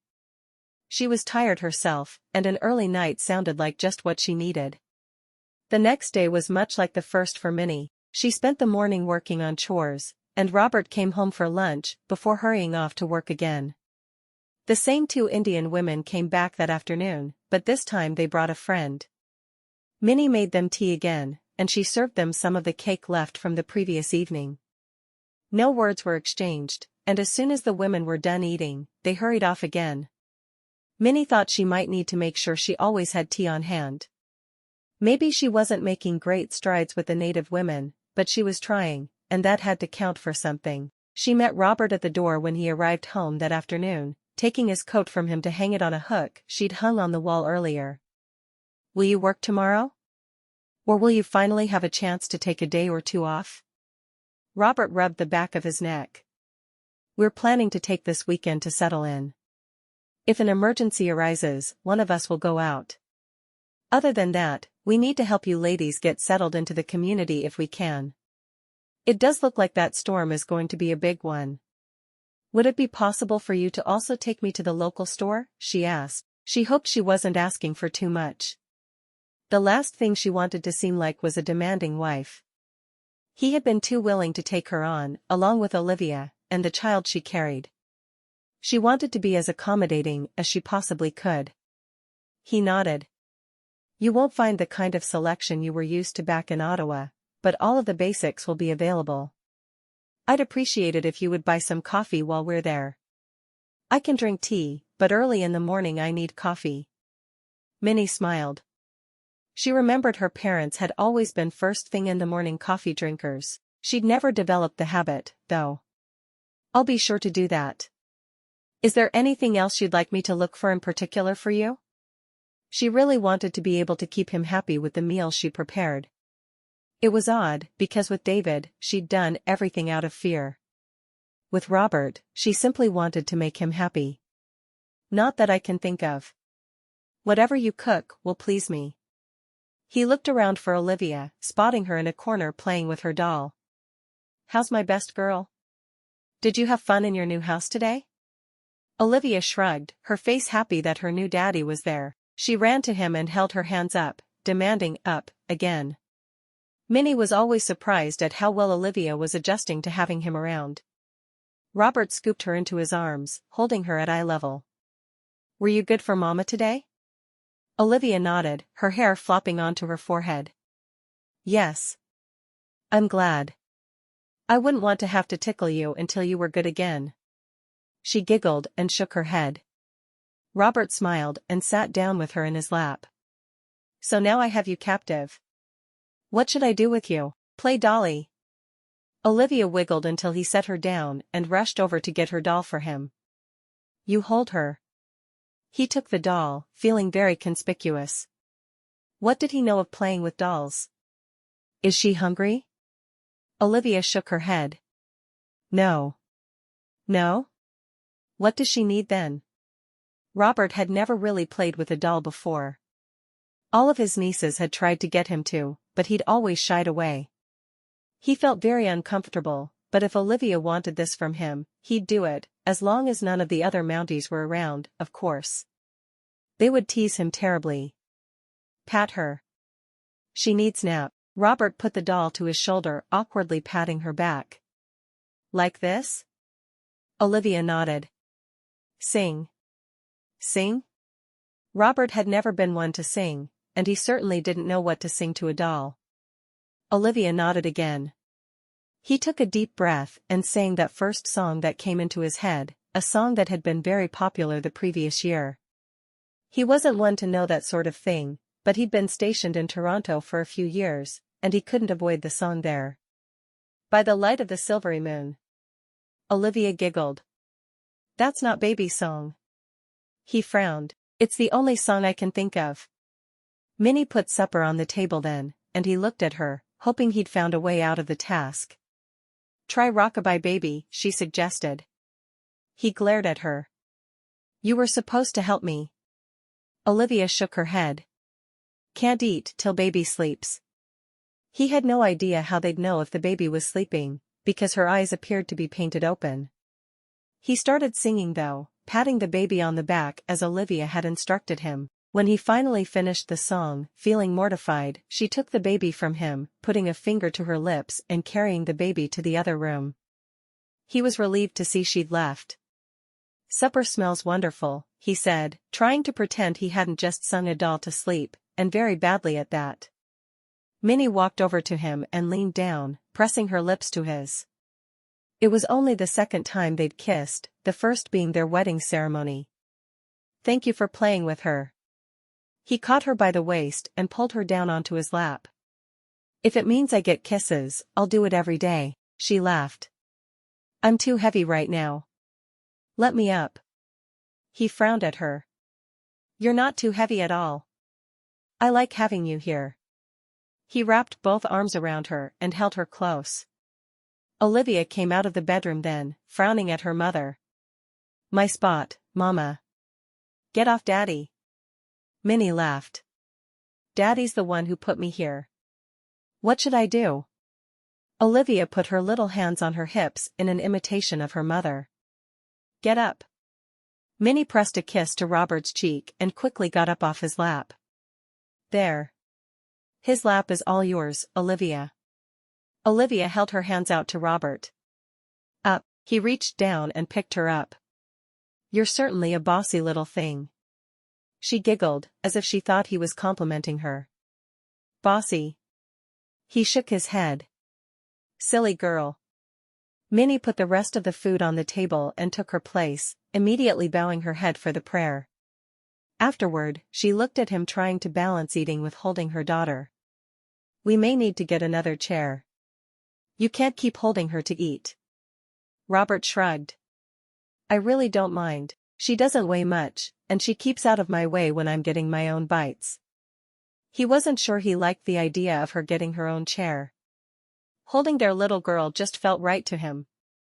"You're not going to feel that way when the novelty wears off. I'm sure you can get a chair somewhere in town, or you can make her one." He'd told her he was good with his hands, and she was thankful for that, because they'd need a cradle before too terribly long. "I'll see what I can do this weekend. Will we go to the store tomorrow morning?" she asked, wanting to know if she should have a shopping list planned that evening, or if she could wait. "Yes, if that works for you. I hope you're not terribly disappointed by the store here. It's small, but most of what we absolutely need will be there. Would you mind if I bought some fabric to start sewing for the baby?" He shook his head. "We don't have a lot of money, but we can definitely buy some fabric. I think Olivia needs a new dress too, don't you?" Olivia nodded, her face covered in gravy. He chuckled and reached for the washcloth Minnie kept on the table while they ate. He hadn't understood it at first, but it certainly made sense to him now. Olivia was a very messy eater, but at 2, she should be. "I'm going to start calling you Gravy Face," he told her. "No. Olivia." "That's right. Olivia. I'll call you Olivia." His eyes met Minnie's, and his were dancing. She was always surprised at how very much he seemed to enjoy her daughter. It was like he was born to be a father. After supper, Robert once again entertained Olivia while Minnie did the dishes. She could hear them at the table, and he was telling the little girl a story. The story was about an Indian family he'd known in his last northern assignment, and Olivia seemed fascinated. When the dishes were done, Minnie held her hands out for her daughter. "It's time for bed." Olivia frowned. "Daddy, tuck me." She hugged Robert's neck, making it clear she wasn't going to let go. Minnie shrugged, not wanting to argue. If Olivia wanted to be tucked in by him, it was fine with her. She was surprised by the small bit of jealousy she felt by how close Olivia was getting to Robert. She'd been everything in her daughter's world for so long that it seemed strange, but she was glad at the same time she was jealous, which made no sense to her at all. Robert shrugged. "You'll have to teach me how. I've never tucked anyone in before." "I teach you." Olivia jumped down to the floor, taking Robert's hand and tugging him toward the bedroom. Minnie listened with a half-smile, as her daughter was indeed the bossy little girl Robert had called her, instructing him in how to tuck the covers around her and what song to sing before she slept. Finally, he joined her in the kitchen and found her sitting at the table, her fingers clicking away at something she was making with knitting needles and yarn. "What will that be?" he asked. She smiled. "This is a blanket for the baby. It's enough cooler up here than it was in Ottawa that I think he or she will need it through the summer months as well as the fall and winter." "Probably." He was surprised by how fascinated he was to watch her work. "Have you always done things like that?" He waved his hand at the project she was working on. She nodded. "My mother taught me to knit, crochet, sew, cook, bake, and keep a house. She always expected me to be a farmer's wife, so she wanted me to have every skill I could possibly need." She was very thankful for her early training now. She felt like she was adept at the things she needed to be good at, and that helped bolster her confidence a bit. "And you draw?" "I think I heard Miss Hazel say that." Minnie nodded. "I do. I once made a bit of extra money with my portraits, but I haven't sold one since my family died." "Would you show me something you've done?" he asked. In truth, she'd done very little drawing in the past few years, knowing it had made David uncomfortable. She wasn't sure why, but he'd made it clear he didn't want her drawing. She'd picked up pencil and paper for the first time since Olivia was born the evening of his death. "I have a couple of drawings I did of Olivia. May I see them?" She nodded, put her knitting down, and walked over to a small trunk where she'd put her pencils and paper. Pulling out what she considered the best of the drawings, she handed it to him, biting her lip as she waited for his reaction. Would he tell her he didn't want her drawing anymore as well? Robert studied the drawing, surprised at the detail and beauty of it. Why had she married a stranger when she would have easily been able to make a living as a portrait artist? Of course, maybe that wasn't true with her being a woman. It didn't seem quite fair to him that women didn't have the same opportunities as men, but she seemed to take it all in stride. "This is absolutely beautiful. May I have it?" "Yes, of course." She had no idea what he'd want with it, but she was pleased he didn't tell her to stop drawing immediately. I promise I won't let my art get in the way of my duties as your wife. He blinked at her in surprise. I never thought you would. You're much too conscientious for that. He shook his head at her. I hope you'll take all the time you want to draw. You're too talented to hide your light under a bushel. Thank you. Only Miss Hazel had remarked on her talent since the death of her parents, but that was because she'd drawn very little. I'd like to do a portrait of you with Olivia, if you wouldn't mind. He blinked at her in surprise. I would like that a great deal. Will Olivia sit still for it? She smiled at the question. I have a memory for detail. I can draw from what I remember happening. She was excited to have something special she could create for him in thanks for his special caring for her and her daughter. Thank you for wanting to draw it for me. Minnie resumed her seat at the table and picked up her knitting. I promised Miss Hazel I'd write, and I think I'm going to illustrate the letters. I know she would enjoy that. I'm sure she would. Robert shook his head. I'm still shocked to discover that my wife is so talented. She shrugged. I've always enjoyed drawing. I do believe that if you're going to do something, you should do it right, so that's what I try to do. I work hard at every detail. Just like I worked hard when I learned to cook and when I learned to knit. All are important to me. He shook his head at her, slightly surprised. I've never met a woman who had such a strong work ethic. Have you always been this way?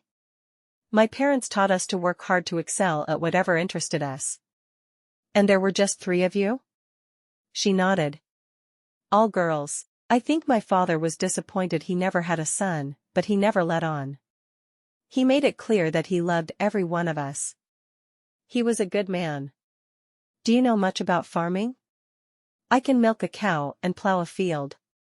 If I'd had brothers, I might not be able to do those things. I love that I have skills others don't expect. You're an awfully special woman, Minnie. Thank you. Minnie hadn't thought she was special in a lot of years. Living with him was giving her the kind of self-confidence she'd had before her first marriage. She said a prayer of thanks for the man beside her. Who would have thought her second marriage to a stranger would be to one so kind? Chapter 6. After breakfast the following morning, Robert told Minnie to hurry with the dishes so they could go to the store. The storm looks like it will hit by this afternoon, and I want to make sure that we beat it home. Minnie nodded. I'll hurry. Truthfully, it would only take her a few minutes to do the dishes even if she didn't hurry, but she didn't tell him that. It was better to let him think she was an obedient wife, at least for a short while. As soon as she was finished, she bundled Olivia up in her warmest clothes, then watched as Robert took her. Am I ever going to be allowed to carry my daughter again? When you're not around me and expecting, sure. I don't think you should be lifting her right now. Minnie shook her head with a laugh. I hope you know that I'm strong. There's no reason to think I won't carry this baby to term. And there was no way she could avoid lifting her little girl for 5 months. It just couldn't happen. He shrugged. Then humor me. She quickly put on her coat and mittens, wrapping her scarf around her face. All right, I'm ready. Let's do some shopping. She was surprised at how very excited she was to shop. When she'd been married to David, she hadn't enjoyed leaving the house a great deal, because she always had to worry that her bruises were covered. Her new marriage was so different than her first that it was a surprise every day. They walked side by side, and she looked around at the beautiful village. She hadn't really taken the time to take it all in when they'd first arrived, and the only time she'd left the cabin since was when she'd had to use the outhouse or when she'd had to take Olivia. It's a charming little village, she said, her finger itching to get out a sketchbook and draw all the little homes, as well as the 2 rivers that merged there at one end of town. It is. I'm so glad you can see the beauty of it. Why wouldn't I be able to? She asked with surprise. How could anyone miss it? Some people would be so up in arms that they were living so close to natives that they wouldn't notice the quaint beauty surrounding them. He stopped in front of a building that looked just like all the others. This is the store. He used his free hand to open the door and led her inside. Mr. Harper, I want you to meet my wife, Minnie, and our daughter, Olivia. Minnie can put anything she needs on my account. All right, Mr. Harper responded. The man had long gray hair and a gray beard, which surprised Minnie. She would have expected a younger man to be doing his job. It's nice to meet you, Mr. Harper. Minnie looked around her, feeling her hopes fall. There was little in the small store, but she searched and found things that she needed. She had bags of flour, coffee, sugar, salt, beans, and rice on the counter in just a few short minutes. Then she found some fabric, sad that there weren't a lot of choices. She chose red and a dark blue, knowing she'd be able to make some nice things for Olivia with them. Any scraps would be saved for a quilt for the baby. She was careful not to choose too much, because she had no idea what kind of budget Robert would want her on, so she stopped well before she wanted to. She only needed the basics for food, not to make her home beautiful. Robert watched her shop, seeing her stroke a few fabrics, before walking away from them. Every time that happened, he picked up what she wanted and put it on the counter. He even added a few more skeins of yarn so she could make more things for the children. When she stopped and looked at the counter and the things he'd added, she shook her head, walking closer to him, so she could whisper. It's too much. It's not. You need to be able to make Olivia dresses, and you need to make clothes for the baby you're carrying. There's no need to scrimp and save all the time. He wouldn't be able to buy her nice things all the time, but he wanted her to have what she needed for now. Consider it a late wedding present. Finally, she nodded. All right, but don't pauper yourself. Olivia and I can live as simply as you need us to. Robert looked at the little girl in his arms as he picked out 3 pieces of penny candy. One for each of them.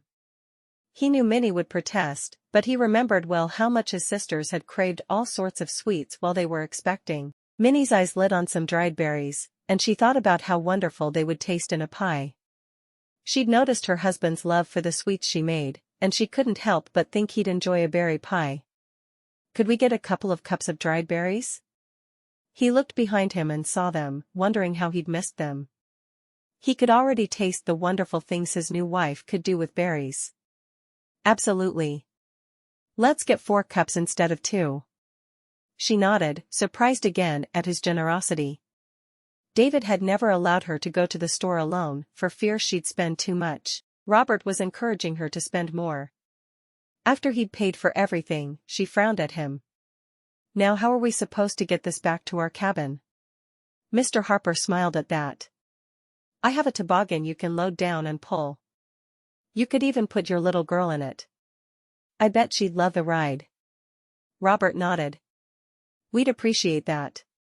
He gave Olivia to Minnie, and the 2 of them watched while the men got the toboggan out and filled it.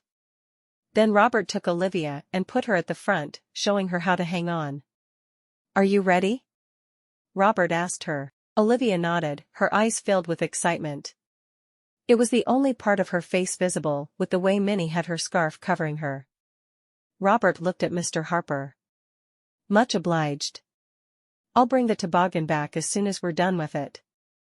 Mr. Harper looked up at the sky and shook his head. No, you keep it for now. Bring it back after the storm passes. That told Minnie they were in for a heavy storm. She knew that Robert had mentioned a storm, but she wasn't ready for what they were discussing. Robert pulled Olivia and their purchases while Minnie walked beside him, fretting a little. Do we have enough wood to keep warm through a bad storm? I plan to chop some more wood as soon as we get everything into the cabin. I'm not going to let anything happen to our little family. She nodded, still a bit nervous. Make sure you chop the wood as close to home as you can. I don't want you lost in it. Yes, ma'am. I finally found people worth living for, so I'm not going to ruin that. Just so you know. She flushed at the compliment. He already cared about her and Olivia more than David ever had. She was still wondering how she'd been so fortunate to have married him. When they got to the house, he picked Olivia up and handed her to Minnie, before carrying in all of their purchases. Why don't you make a hot stew while I chop the wood? And I wouldn't say no to some hot coffee when I get back. Minnie nodded, immediately getting to work. She put Olivia at the table to watch her cook, giving her some slivers of carrot to eat. "Daddy is chopping wood for our fire," she told the little girl as she peeled carrots and potatoes for the stew. She had lots of salt pork she'd use for the stew as well. While the stew was cooking, she mixed up dough for a few loaves of bread, and gave Olivia a small piece to play with. It was one of her daughter's favorite things to do. She made all sorts of shapes and rolled it around until it was disgusting. Minnie kept glancing out the window as she worked, worried that Robert wouldn't make it back before the snow hit hard. It had already started, but was just gentle flurries. Hopefully it would stay that way long enough for him to get back with the wood. The stew was ready and the bread was in the oven when Robert opened the door, revealing the toboggan that he'd filled with wood. He carefully stacked it inside the door so they would be able to use it, and then he set the toboggan up against the side of the house, ready to return after the storm. He shut the door behind him and stomped his feet, sending snow in every direction. "That should hold us for a few days," he said, looking over at her. "Do you have that coffee ready?" Minnie's face lost all its color. "I forgot." "I'm so sorry, I'll do it right now." She hurried to get the coffee ready, mortified she'd forgotten he asked for it. She hoped he wouldn't get too angry with her. Robert walked slowly across the room, and she flinched away from him, bracing herself for the blow she knew was to come. Instead, he took her shoulders and pulled her to him. "You've been busy making lunch. I understand why you forgot." Tears trickled down her cheeks. "I won't forget again. I promise." She said a silent prayer that if he was going to hit her, he wouldn't do it in front of Olivia. "Did David hit you when you forgot to do what you were told?" She nodded, embarrassed to admit it. What kind of woman was she that she needed to be hit to remember to do what she was told? Sometimes. Sometimes he just hit me because he liked to." He closed his eyes, feeling rage fill his body. "I will never hit you. Ever. And if I ever hear about someone else hitting you, I will deal with them. Do you understand me?" She nodded, her face buried against his shoulder. "I'm sorry."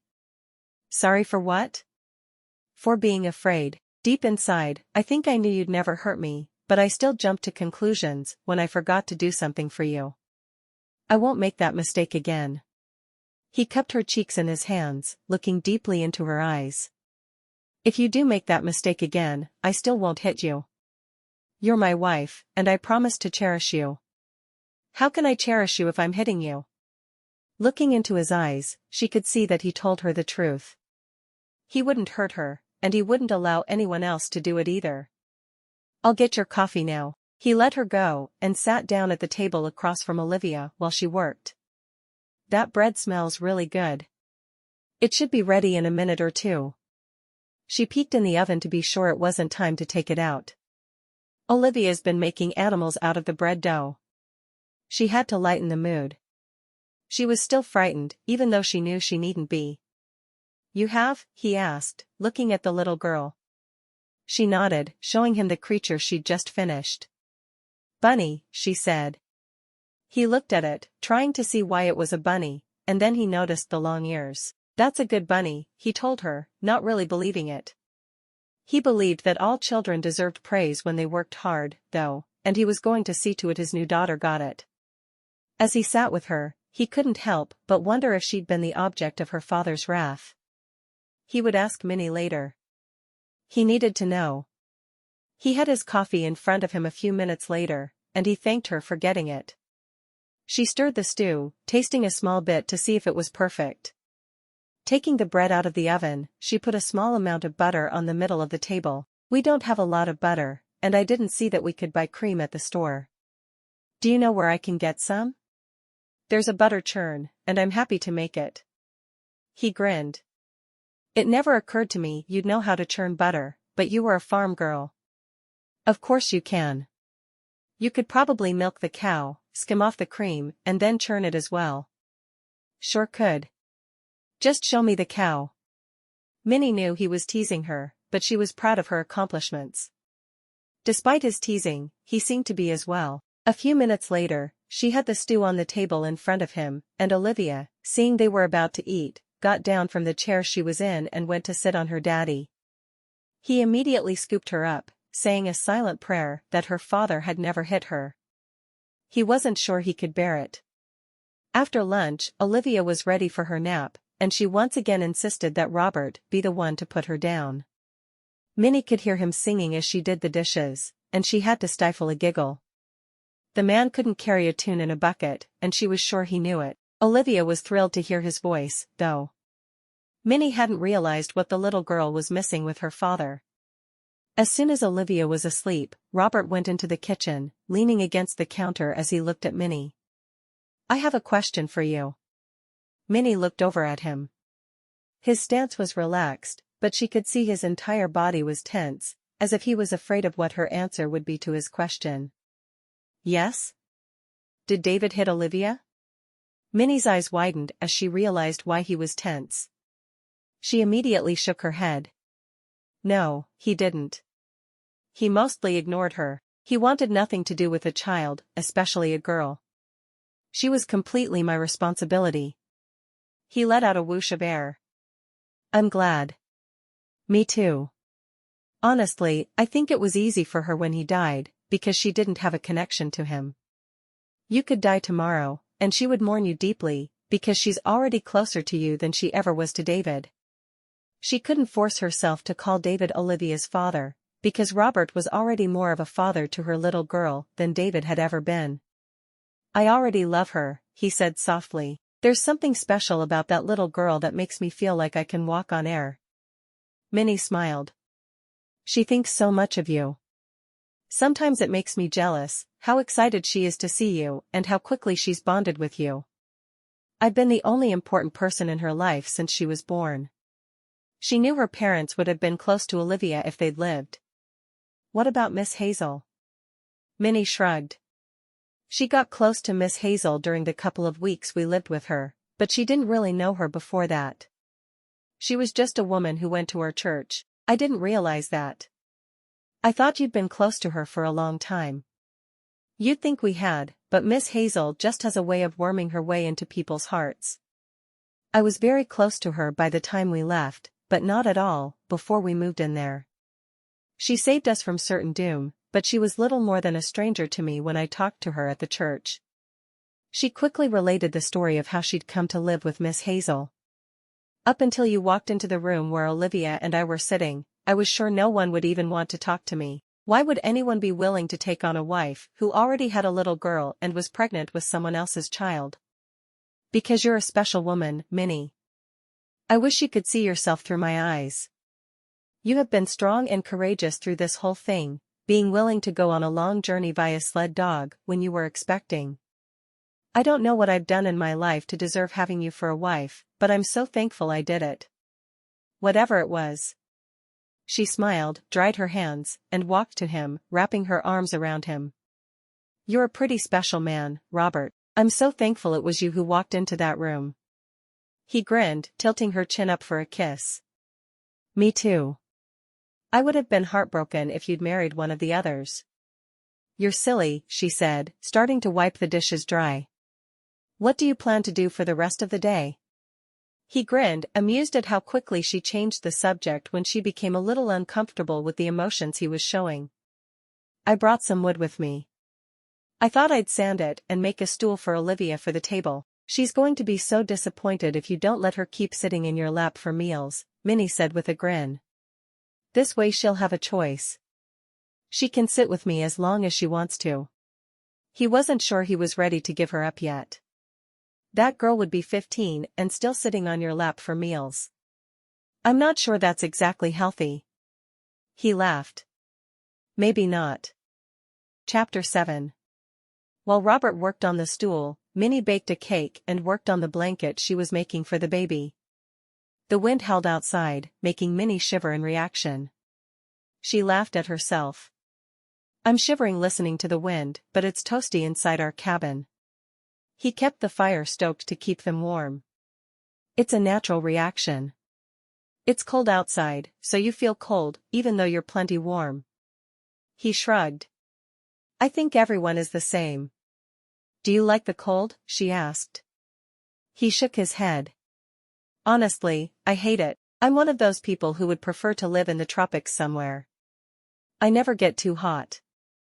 I don't know what I'm doing being a Canadian Mountie and volunteering for assignments up north. She laughed. I've always liked winter. When I was a girl, we would try to build houses from snow, like the Eskimos. It was fun. You and your sisters? No, my sisters were 8 years younger than me. I would play with a neighbor girl. Her name was Stella. When was the last time you saw Stella? He asked. She sighed. The day I married. She was already married and living in town when my parents died. I had decided not to marry, you see, so I'd rejected every suitor who came calling. I was going to be a famous artist. I don't know why my parents ever encouraged me. Mama always said that her girls would be farmers' wives. I think they encouraged you because they should have. You have a remarkable talent. His words made her fingers itch to get out her pencils and paper, and she resisted for a few more minutes, forcing herself to finish the row she was knitting before she went to the trunk where her things were kept. She settled back at the table, her fingers moving rapidly over the paper, capturing the look on his face as he sanded the wood to make Olivia's stool. It didn't take her long to finish the drawing, and when she was finished, she smiled, setting it to the side and picking up her knitting again. She kept up a steady stream of conversation the whole time, and he never realized she'd picked up a pencil to draw him. She'd left the stew on the stove, knowing it would just get better the longer it cooked, and by the time Olivia woke up from her nap, it was almost perfect. The little girl rushed out to the kitchen to see what was happening, hating to be left out of anything. When she got there, she looked at her daddy for a moment, realizing he was too busy to be bothered, so she held her hands up for her mother. Minnie put down her knitting and lifted her daughter, settling Olivia on her lap. Did you sleep well? She asked softly. Olivia nodded, resting her head against her mother's shoulder. Hungry. Minnie looked at Robert. Are you hungry too? I can serve supper now, or I can give her a piece of bread as a snack. Just give her a snack for now. I'd rather finish this part of the stool before supper. While Minnie was getting the bread and butter for Olivia, the little girl picked up the picture Minnie had drawn. Daddy. Robert smiled, not looking up. Yes, Olivia? It's Daddy. Yes, I'm Daddy. Olivia shook her head, seeming frustrated. No, this Daddy. Robert looked up, glancing at the paper in Olivia's hands. He put down the wood he was sanding and looked at the picture. That is me. He took it from her, studying it, surprised at how good the likeness was. She'd even captured the shadow of his beard, because he hadn't shaved that morning. What are you going to do with this? He asked Minnie. She shrugged. I don't know. I just watched you work for a little while, and I suddenly had to draw you. I hope you don't mind. Not at all. I was thinking, my mother's birthday is next month. Would you mind if I sent this to her? I can do a better one for that. I was just playing around. Besides, that one was for her.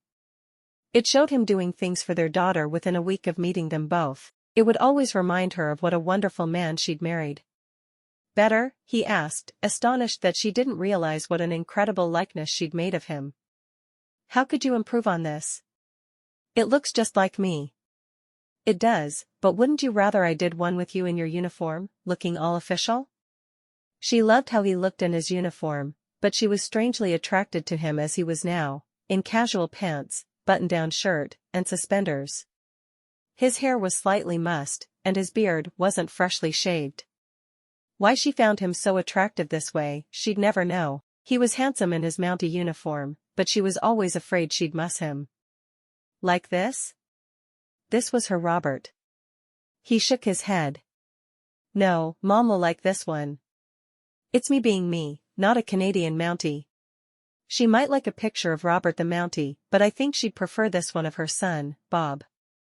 Bob? People call you Bob? I didn't realize. Would you prefer if I called you Bob? It hadn't occurred to her he'd prefer the informal name. She hadn't heard anyone else call him anything but Robert. He shrugged. No one has really called me that for years, but my mother still does. I honestly think she'd like both, if you'd be willing to do another. Of course. Just let me know when you want to do it and I'll be ready. Shouldn't take me more than 20 minutes or so. She grinned. I could even draw you atop your horse, but you don't seem to have one here. I have a horse in the stable. One of the other Mounties left him. It's just easier to get around here by sled dog in the winter. It seems strange to have a Mountie who doesn't ride a horse. It's got to be sacrilege or something. He shrugged. I think it's more important for me to do my job efficiently than to ride a horse. Yeah, probably. Just seems strange. She picked up Olivia and held her in her lap so she could eat the bread she'd brought her. How's the stool coming? He held up the mostly sanded seat that looked smooth and polished. I have the legs done. I'll need to make holes for the legs to go into and glue them in. Should have it done by supper tomorrow if the weather doesn't break. Which of course meant if the weather broke he'd have other duties to see to. I'm kind of glad we had this storm. He raised an eyebrow at her. Why would you be glad of a storm? To him a storm just meant more work. It gave us a chance to spend the afternoon together. I've really enjoyed it. He smiled. I find that the more time I spend with you, the more time I want to spend with you. You're an awfully special woman, Minnie. She tilted her head to one side and contemplated him for a moment. I think the same about you. Well, a special man, not a special woman. The storm was still going strong the following evening. Robert had finished Olivia's stool, and to her parents' surprise, she loved it, refusing to sit anywhere else to eat. I've lost my meal buddy, Robert said woefully. Minnie laughed. No one has ever made anything special for her before. Well, other than clothes, but she doesn't find clothes anything special. He stood up and looked out the window.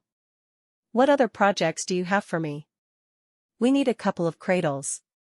His head jerked in surprise. A couple? Do you think you're having twins?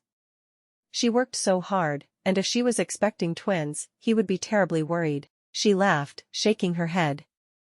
No, but Miss Hazel could use a small cradle. I have a feeling she'll be in the baby's cradle all the time otherwise. He grinned at that. You're probably right. I think Miss Hazel might need a blanket as well. She grinned. I think both could be presented at the same time in a couple of weeks. That would be really fun for her, and something we could work together on. I like that idea a lot. Then why don't you make the two cradles at the same time? He nodded. I'm hoping for an early thaw this year so I can get the cabin built onto before the baby comes.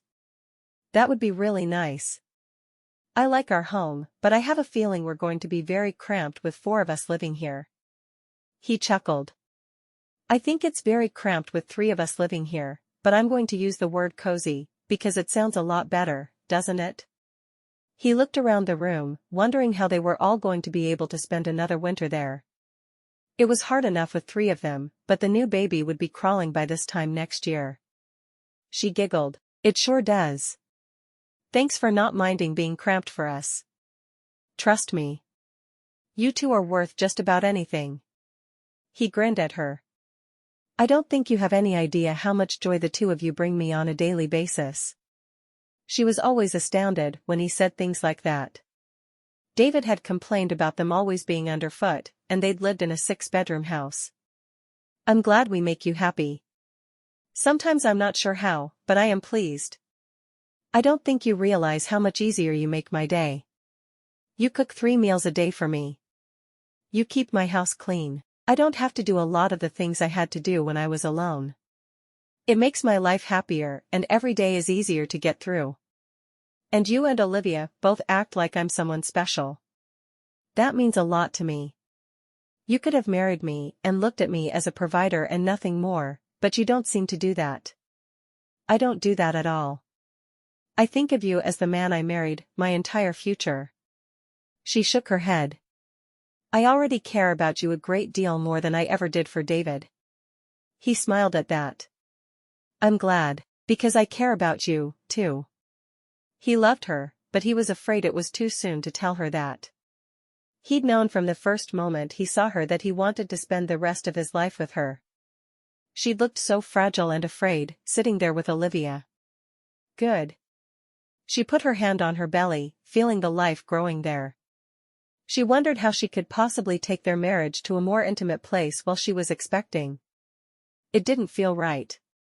If the baby had been his, it might be different, but it wasn't. He looked out the window again. I really wish I'd thought to bring more to do inside. I have no idea how long this storm is going to last. She frowned. I don't either. I could teach you to knit.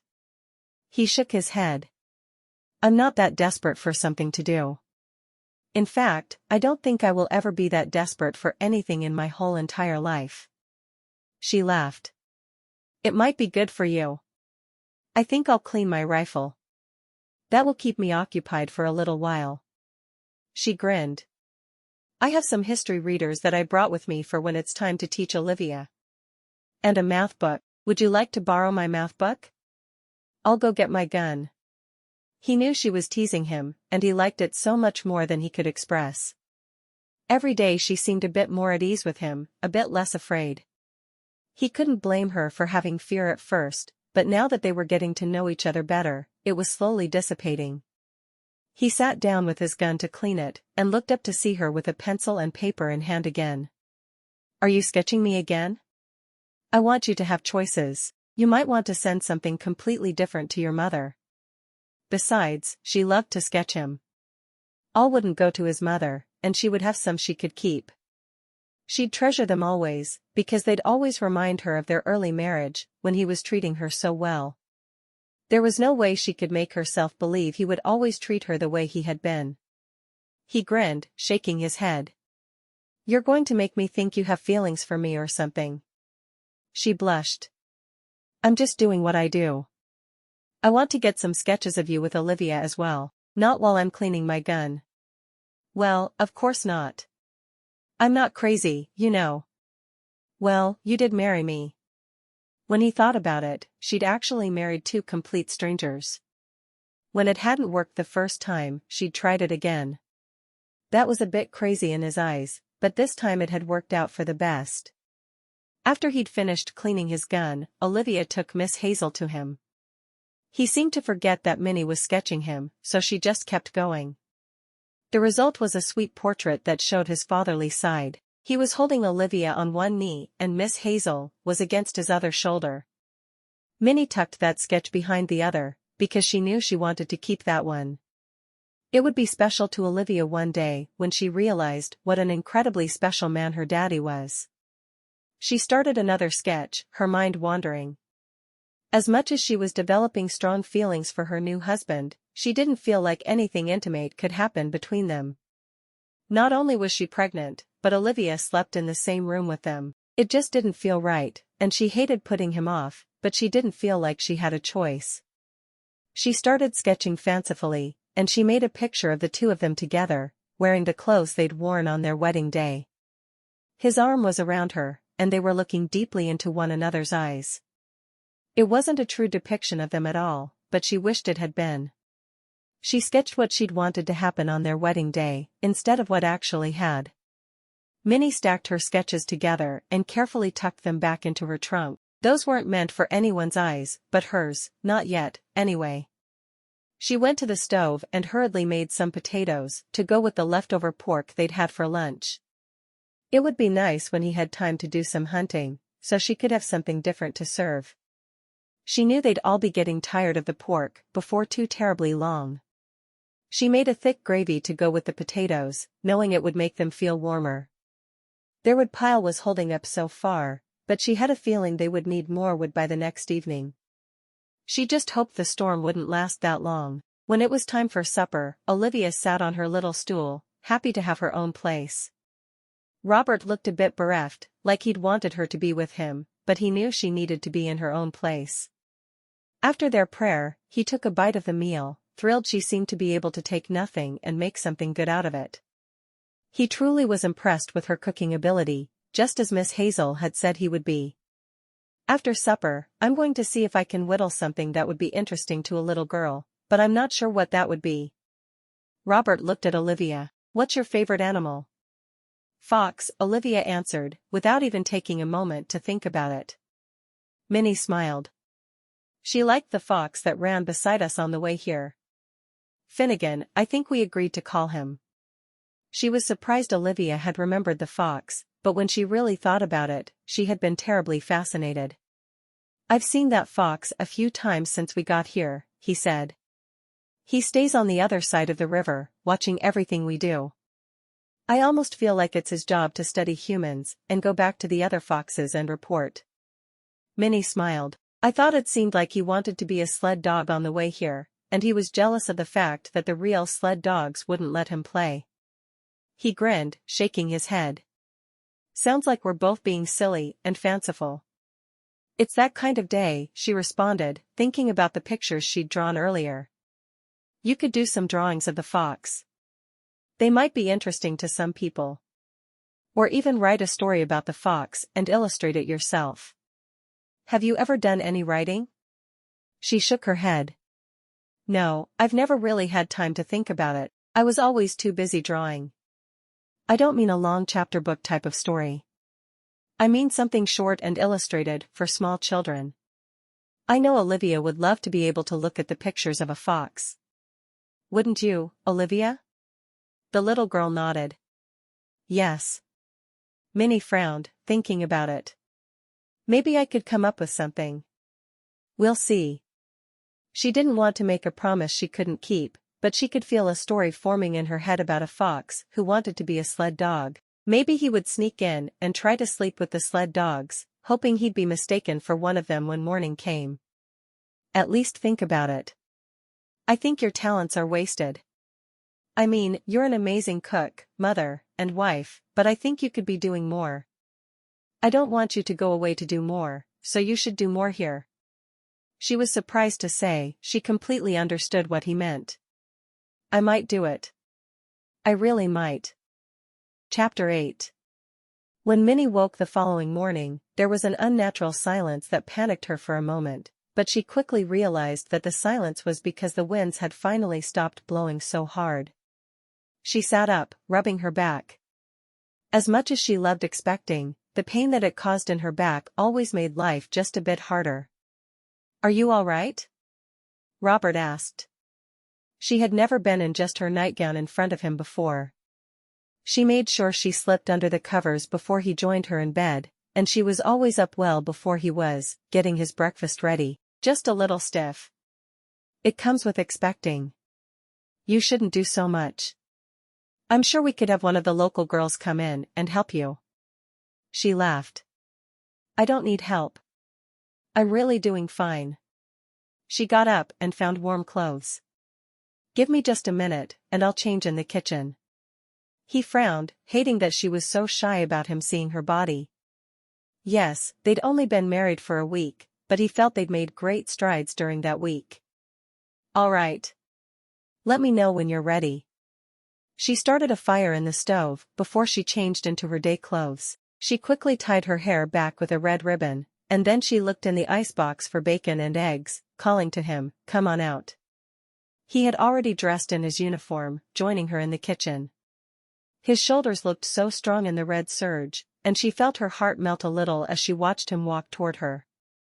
It looks like I'm going to be able to get back to work today. After a storm like this, we need to check all of the outlying cabins where trappers work and live. There's a good chance I won't be home for lunch, and possibly, I'll need to stay the night somewhere else, depending on what I find. She frowned. I see. I thought you were going to try to avoid spending nights in other places. She couldn't believe how much it bothered her that he might spend the night somewhere else. I will try to avoid it, but we have a large territory to cover, and we need to make sure no one needs help after the storm. There's a lot more to being a Mountie than just being a police officer. I know. Minnie nodded. Then I'll make sure you have a good breakfast, and I'll fill the 2 thermoses we have with stew. Or would you prefer 1 coffee and 1 stew? He grinned at her. You think of everything. Make it 2 thermoses of stew. I'll do fine without coffee. He would have just taken some of the dried fish and seeds, but having a real meal would make his time more pleasant. She really was a good wife to him. She nodded, removing the pot with the stew in it and placing it on the stove to heat. Will you be traveling with one of the other Mounties? Yes, I'm training Calvin, because this is his first assignment in the north, so he'll be going with me. His wife might need a friend. She thought for a moment about who Calvin's wife was, and she realized it was Faith. I might have Faith come over and spend the day. It may be easier than each of us facing a night alone. She shrugged. Then if you make it home, Calvin can take her home with him when you get back tonight. That sounds like a fine idea. He looked at the wood pile. Do you want me to chop a little more wood before I go? She eyed the pile and shook her head. There's enough to make it until tomorrow night. You won't be gone longer than that, will you? Of course, if he was, she could just chop the wood. She was more than capable of taking care of herself. She'd never done it while pregnant, but how much harder could that make it? I shouldn't be longer than that. He frowned at her. Are you upset that I'm leaving? He wanted her to be all right that he was leaving, but at the same time, he wanted her to be upset that he was leaving. He knew his thoughts were making no sense. I don't want you to go, but I understand the need. Just promise me you'll be cautious and hurry home to Olivia and me. He looked at her for a moment, his eyes searching hers. He took a step toward her and wrapped his arms around her, burying his face in her hair. I'm sorry I can't be here all the time with you. She wiped away a tear. I knew when I married a Mountie I wouldn't have all his time. When David traveled, I looked forward to the respite, but you, I want you here all the time. She sighed. I'm being over-emotional, because I'm expecting.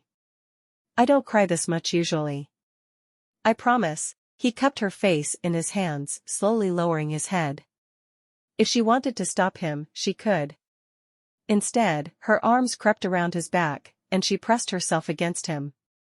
When their lips met, it was as if they had been waiting for that moment for all eternity. Finally, he raised his head. I'm going to go get a little more wood in so you don't feel like you need to skimp when you use it. I want you to be able to be as warm and cozy as you'd like. She nodded. And I'll get your breakfast ready. He was almost to the door when she said softly, I'm really going to miss you, Robert. He nodded once to let her know he'd heard her before he headed out the door to chop some more wood. He couldn't let his ladies be cold because he hadn't done as much as he should have. As he chopped, he thought about the way her hands had touched his back during their kiss. She hadn't been tolerating him. Her hands had been loving and gentle. Maybe she was developing feelings for him after all. When he got back inside, he piled the wood on the small stack that was already there, ensuring she would have enough for several days. Is there anything else I can do to help you before I go? He asked. Her eyes were dry now, and she was putting pancakes with bacon and eggs onto the table. She then poured him a cup of coffee. Would you mind taking the toboggan back to the store before you go? I don't want to have to worry about bundling Olivia up and taking her. No problem. I'll also ask Calvin to have his wife join you here, just in case. Her company would be welcome. As little as she knew the other woman, she would be thankful for the company of anyone she could have an actual conversation with. Olivia was still a bit limited. He sat down at the table, picking up his fork. Are we going to wait for Olivia? Minnie shook her head. No, let's have breakfast alone. I don't want to have to explain to her that Daddy might be gone for a few days. They joined hands, and he prayed quickly over their meal. She's taken such a liking to you. I'm still astonished that she prefers you to me. I don't know that she prefers me to you, I'm just still a novelty. Maybe, but she certainly acts like she prefers you.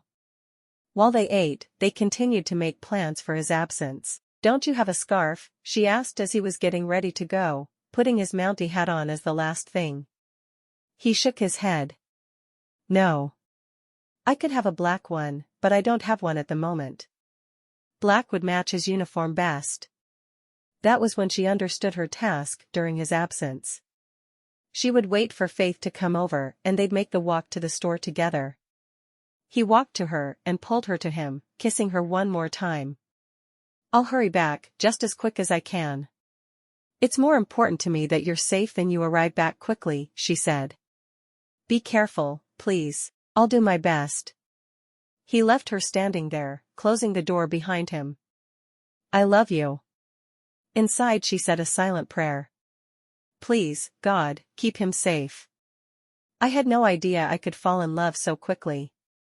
Faith joined her in her cabin a couple of hours later. She was happy and upbeat, though a little worried that the men had left and might be gone overnight. So, Calvin said I should come and plan to spend the night. If they get in tonight, he'll come get me to go home. Is that all right? Minnie nodded. Absolutely. It was my idea. I would love to have companionship if the men will be gone overnight. Truthfully, she was getting lonely during the day too. Back in Ottawa, she'd spent every day alone, but she'd had more company here, and she was liking it. Now she had to get used to being alone all over again. That sounds wonderful to me. So, what should we do? Faith looked around her house. Doesn't look like anything really needs cleaning. You put the rest of us to shame. Leave a speck of dust here or there, would you? Minnie laughed. I like a clean house. She sat down across from Faith at the table. How would you feel about walking to the store before lunch? Or I could walk over if you'd watch Olivia. I want to get some black yarn so I can knit a scarf for Robert. I'll walk over with you. Does Olivia like going to the store? Minnie shrugged. As much as any 2-year-old, I guess. She really had no idea whether Olivia liked it, but she didn't cry when they went, and Minnie took that as a good sign. Olivia rushed into the room then, carrying Miss Hazel. Hold, she shouted at Faith as she ran back out of the room. Faith and Minnie looked at each other and dissolved into laughter. What was that about? Faith asked. No idea. She's got a mind of her own. Well, I think I'm supposed to hold Miss Hazel. I'm not sure why, but that's my job apparently. It's an important job. Minnie said, shaking her head. She loves that doll, so she must trust you. She stood up. Olivia, come here. We're going to the store. Olivia raced back around the curtain, grabbed Miss Hazel by the hair, and ran back out of the room with her. Then she came back and stood in front of her mother. Ready. Olivia's hair bow had come out of her hair, and she was wearing one shoe and the other foot was barefoot. I don't think you're quite ready. Minnie shook her head at her daughter, wondering what on earth she was up to, but she couldn't ask. Olivia wasn't great at expressing herself. After putting her daughter to rights, Minnie bundled them both up and led the way out the door. She had a small amount of money, but it should be enough to buy the yarn she needed. When she got outside, she noticed the toboggan was still leaning up against the house. No matter, it would be easier to take Olivia to the store with it anyway. She was surprised Robert would forget, but she was glad he had in this case. Olivia happily took her seat on the toboggan, and as they walked, Minnie marveled at the change in the landscape. While they'd been cozy in their cabin, many of the homes in the village seemed to have been ravaged. Did all 4 men go out today? She had her answer when she spotted 2 Mountie jackets off in the distance. I guess Colton and Malcolm stayed, Faith responded. Are they helping rebuild? It looks like it to me. I think that's good. Minnie turned to go into the store, smiling at the shopkeeper. Hello, Mr. Harper. Hello, Mrs. Barret. What are you looking for today? I'd like to make Sergeant Barret a scarf. Do you have any black yarn that will match his uniform? Minnie asked. She felt funny about her errand now. She should have waited for Robert to come back before she ran off. Yes, I have just what you need. He walked over to a shelf and brought her back a skein of yarn. Will this be enough? I'd rather have 2, just to be on the safe side. Besides, Minnie was sure that as soon as Daddy had a black scarf, Olivia would want one just like it. That's fine. He got a second skein for her. Anything else? No, sir. She pulled the money from a small pouch she'd put into her coat pocket. I can't take your money, Mrs. Barret. Your husband told me that he wanted me to put all of your purchases on his account. He's the law around here, so I'll do as he says. She wanted the gift to be completely from her, including using money she already had, but she could see there was no point in arguing with Mr. Harper. All right. Thank you. Minnie looked over at Faith. Is there anything you need to buy? Faith shook her head. Nope. I'm just here to help pull the toboggan. Oh. I almost forgot. Minnie turned to Mr. Harper. We brought your toboggan back. If you needed to get your little girl back, that's fine. I'm not in a hurry for it. Minnie frowned. Are you sure? It would definitely be easier than carrying Olivia through the deep snow. Sure. Just send your husband with it when you're done. We don't keep tabs on things like that around here. Thank you. Minnie held Olivia's hand and got her back to the toboggan, and the little girl climbed on. She loved it, which made the walk so much easier. That night, while Minnie fixed supper, Faith sat and told Olivia a story, using her fingers as puppets that made shadows on the wall.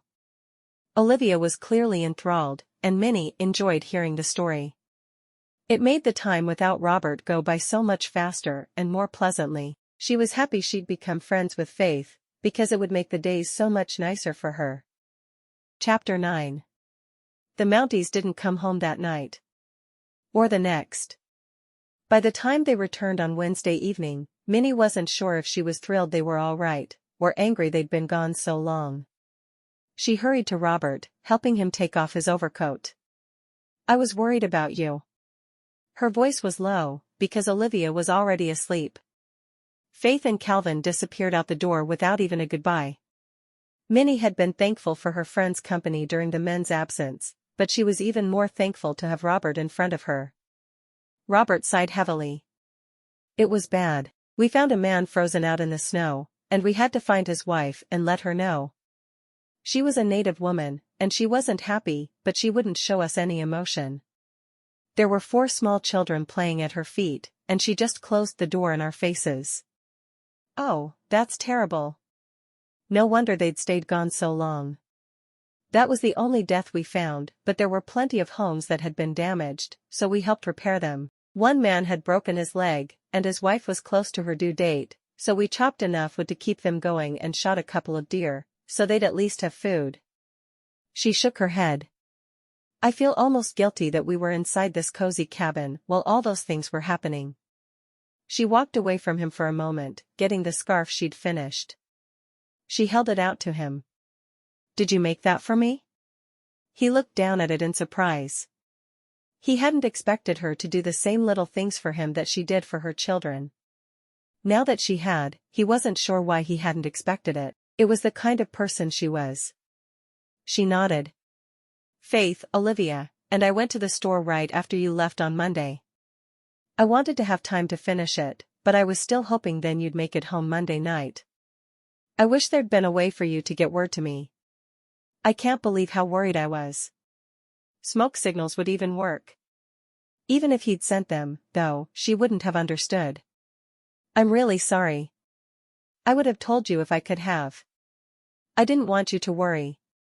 He rubbed his hand against the back of his neck, trying to get out some of the soreness from his journey. They'd taken dog sleds and had to find shelter in old cabins. It had not been an easy 2 nights. She noticed him rubbing his neck and walked around behind him, massaging it for him. Hating the idea of him being in pain overrode her shyness at how close they were getting, and how strong her feelings were. He groaned. That feels good. I have a knot in there, that just hurts. But more than having her working on the knot in his neck, he simply enjoyed the feel of her hands on him. I'll see if I can get it out. She worked on it for a while, not talking to him. It felt good to have her hands on him. Her feelings had only grown in his absence, and by the time he returned, she was certain she had him made out to be much better than he actually was in her mind. When she'd finally gotten the knot out, she walked over to the counter and cut him a slice of cake, taking it to him with a glass of milk. Did you miss home cooking while you were gone? He nodded emphatically. We had more of the seeds, and we got a couple of rabbits that we roasted, but your stew was a lifesaver that first day. Absolutely delicious, and Calvin was impressed with your cooking. You shared? I couldn't make him sit there and smell it and not share with him. That wouldn't have been very nice. Minnie smiled, watching as he wolfed down the cake. I can't believe how hungry I was. I hope you're planning a big breakfast in the morning. I am. Do you need to leave again? Not right now. We'll stay in town helping with the repairs, and the other 2 men can do rounds next time. That's why there are 4 of us. All right. She felt safer knowing he'd be there. Olivia has been asking about you. She'd wake up and ask for her daddy, and then every meal she'd ask. She refused to sit in your chair, and she didn't like it when Faith sat in your chair. She thought it should be open for you whenever you got home, apparently. He grinned. I missed her, too. I found her a feather I think she'll like. You're going to spoil her, aren't you? Yup. I'll spoil all the children. All? Right now, there's only one with 1 more on the way. How many do you think we should have? Not more than another dozen or so. He laughed at the shocked look on her face. I'd be happy with a half-dozen. She sighed, shaking her head. I'm not sure I could have that many more. The first 3 months of pregnancy are difficult to get through. Do you get sick? He found that he was sad that he'd missed out on her early pregnancy.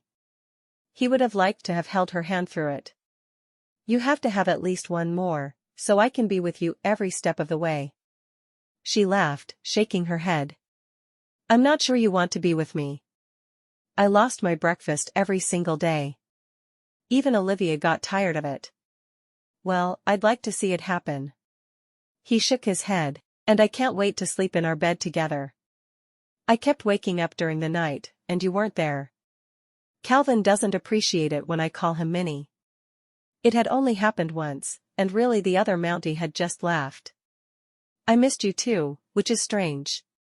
You've only been part of my life for a week, I shouldn't even be used to having you around yet. He took her hand and tugged her toward him onto his lap. I'm glad you missed me too. I was feeling like I was being silly, thinking about you so much. It is odd. She rested her head against his shoulder, wondering how he felt about that. He didn't seem to mind when she was physically affectionate, but she never knew how a man would react to things she did. They sat together in silence for a short while, with him stroking her back. Did you run into any trouble while I was gone? He finally asked. Not really. There was enough food and firewood. The native women still come to the house every day for tea and whatever else I want to serve them. They don't say anything to me, but they are sure willing to drink and eat. And she was starting to pick up a few words of their language, which was nice. She would like to be able to have real conversations with them. He chuckled. I'm just glad you're making an effort to make friends. I know it's hard with the language barrier, but it's good that you're at least trying. She shrugged. I don't know if what I'm doing is trying. I'm feeding them when they show up and that's about it. I think we need to head to bed, he said, yawning widely. Tomorrow is another busy day. I want to make sure I get to see Olivia before I head out for work, too. Minnie got to her feet. She's going to be so excited to see you. You might not be able to get her off you. He chuckled. I don't see that being a problem. I'm just as happy to see her. He nodded toward the bedroom. If you want your 10 minutes tonight, you'd better hurry. She scampered off behind the curtain, changing quickly. She couldn't believe how happy she was that he was home with her. He joined her as soon as she'd gotten under the covers, and once they were in bed together, he turned onto his side and pulled her back against him. All right, he asked, his lips against her ear. All right. She felt strange being held by him, but she found she liked it. Who'd have thought her marriage to a stranger would be so tender? Minnie woke the following morning to her daughter climbing into bed with her and Robert. Daddy. Robert opened one eye to see Olivia sitting on his chest and staring down at him. Good morning, he said, wondering how soon he could make the girl a separate bedroom. He wouldn't mind some alone time with her mama, anyway. Daddy. She didn't seem to need anything from him. She just wanted him to know she knew he was home. I came home. I'm sorry I was gone so long. She frowned at him. Stay home. I'll stay home as much as I can. I do have to work. He watched her face fall and immediately felt guilty. Why was it so hard for him to have people he loved and work at the same time? Was it this hard for all men? Minnie rolled to her side to watch the two of them. Her daughter was so happy to have her daddy home again. Whatever she'd done wrong in her life, it was being righted by marrying this man. He truly was exactly what she needed him to be. She got out of bed and went into the kitchen to dress and start breakfast. As soon as Robert heard her clanging on the pots in the kitchen, he got out of bed to dress, dumping Olivia onto the bed. "Are you ready to go help Mama make breakfast?" Olivia shrugged. "Daddy." He sighed. "All right, you can stay with me." He got his uniform on and picked her up to take her into the kitchen. He was surprised to see tears in her eyes. "What's wrong?" "You work." His eyes widened in understanding. She'd come to associate his uniform with work, and she was right. He wished he could stay with her, but he also loved what he did. It was hard to be so torn. "I'll only be gone for a little while today. Not overnight this time." "All right?" Olivia nodded, but he could see she was still sad. He enjoyed breakfast with Minnie and Olivia, impressed that Olivia would now only sit on her stool. She really did have her own way of doing things, which pleased him to no end. He didn't think she'd ever get into a marriage like her mother's first, where she was abused. He hoped not anyway. He felt so protective of her, he couldn't imagine what he'd do if someone hurt her. She may not be his flesh and blood daughter, but she was his daughter of the heart, and that was enough for him. Chapter 10. Minnie continued to work hard to get the house the way she wanted it for her and Robert. Now that it was mostly done, she spent the afternoons, while Olivia napped, working on her drawing. She'd decided she liked the idea of a story about an Arctic fox named Finnegan who wanted to be the leader of a dog sled team, and she worked hard to write the story, drawing beautiful pictures of the fox as she went along. It was about 2 weeks later that she finished the book, and she couldn't wait to show Robert. When he came in at the end of a long day, she served him supper, but she couldn't quite keep the excitement from her eyes. "What's going on?" he asked, knowing she had to be up to something. "I have a surprise for you after supper," she said, sitting down across from him for their meal. She truly couldn't wait until he saw the book, because she was very proud of it. She'd written the story entirely in rhyme, but the illustrations were what made it special in her eyes. Robert eyed her curiously, but he didn't ask any more questions. Olivia was babbling unintelligibly while she ate, very excited about something as well. He wondered if they both had a surprise, or if it was the same one, or if Olivia was just being her usual silly self. After supper, he sat with Olivia, telling her a story while Minnie did the dishes. As soon as she was done, she hurried to her trunk where all of her art was, and she pulled out the papers she'd drawn for the story. She took them to the table, and Olivia sat watching. She read the story aloud as she turned the pages, the words seeming so much more real as she read them aloud. She felt tears pricking her eyes as she realized that the words she had written were touching other people's lives, people she loved. It was a powerful feeling. When she finished, she set the papers down, and looked from one of them to the other. They'd both looked at the pictures as she'd gone along, and Olivia had even squealed at a few of the illustrations. "What do you think?" she asked them. Robert grinned. "I'm not even a little bit surprised. I knew you could do it." She smiled, pleased that he liked it. Looking at Olivia, she asked, "Did you like Mama's fox story?" Olivia nodded emphatically. Again. Minnie shook her head. "It's too late. I should have put you in bed before I read the story, but I wanted you to hear it, too." She got up and picked up her daughter, carrying her to the bedroom. "Go to sleep." Olivia closed her eyes obediently. The only thing she was ever obedient about was sleep, but only because she liked to sleep so much. When Minnie walked back into the kitchen, she saw that Robert was flipping through some pages. She stopped short when she realized he was looking through all of the illustrations she'd made of him. He was looking at the one of their wedding day, tracing a finger over her face. "Let me put those away," she said, embarrassed. Those pictures had never been intended for his eyes, but she must have grabbed them with the story she'd written by mistake. "No, I like this one." He held it up.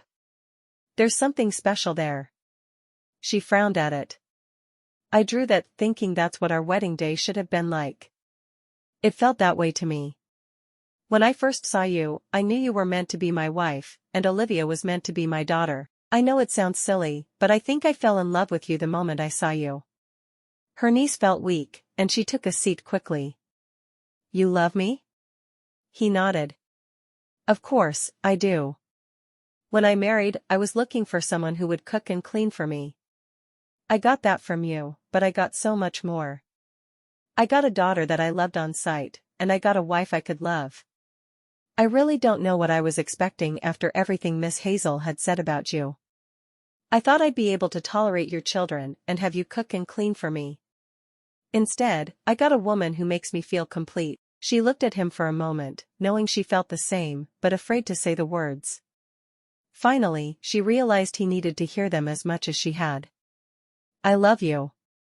He blinked a couple of times, as if he was trying to figure out if she meant what she said, or if she was just trying to keep him from feeling bad. Do you really mean it? He asked, needing to be sure. She nodded. I've known since before you left after the storm. He grabbed her hand and pulled her to him, kissing her insistently. I'm so glad.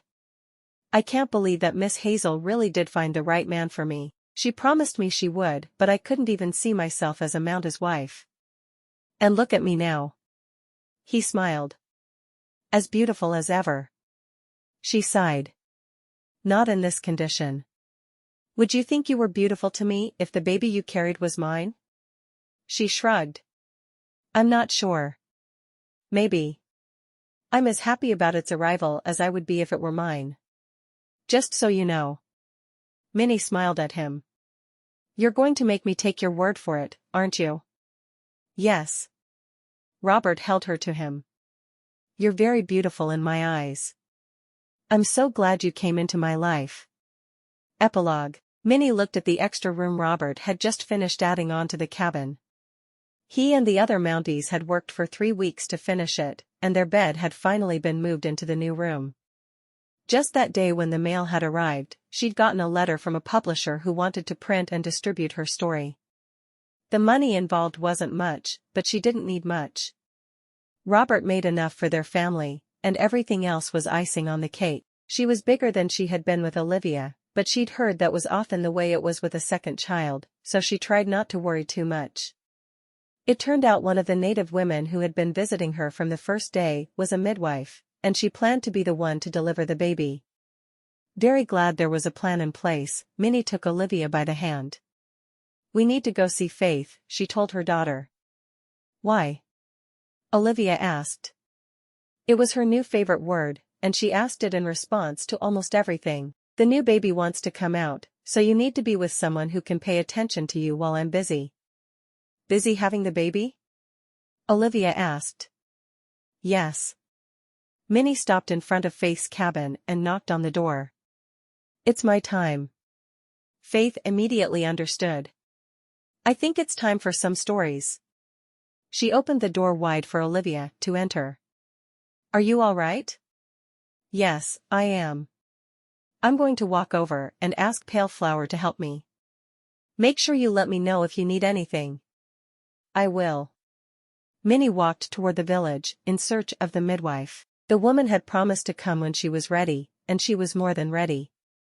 She'd been having steady contractions for over 4 hours now, but they were just now getting close enough together to need the midwife. When Robert arrived home from rounds 5 hours later, he found Minnie sitting up in bed, holding the baby. He stared at her in shock. Why didn't you send someone to find me? She shrugged. I didn't want to worry you. Go get Olivia from Faith's house. Aren't you at least going to tell me if I have a son or daughter first? He asked, stunned that she hadn't said anything about the baby's gender yet. It's a boy, she said, staring down into his face. I think we should name him Robert, and call him Bobby. Robert stared at her, his jaw dropping. You don't have to name him after me. Of course, I do. He's yours. Robert sat beside her on the bed, careful not to disturb her or the baby. May I hold him? Minnie nodded. Of course. She passed the baby off, smiling to see Robert looking into his little face. Your name is Bobby, and I hope you'll grow up to be a Mountie. There aren't enough to take care of all of Canada, you know. The baby kept his eyes closed, but Robert liked to think he was listening. And it will be your job to help me take care of your mother and sister. Wait until you meet Olivia. There's no one like her. Minnie watched her husband with their baby, and she knew that he'd been right all along. The children were his just as much as they were hers. Her heart was full, and she couldn't have been happier.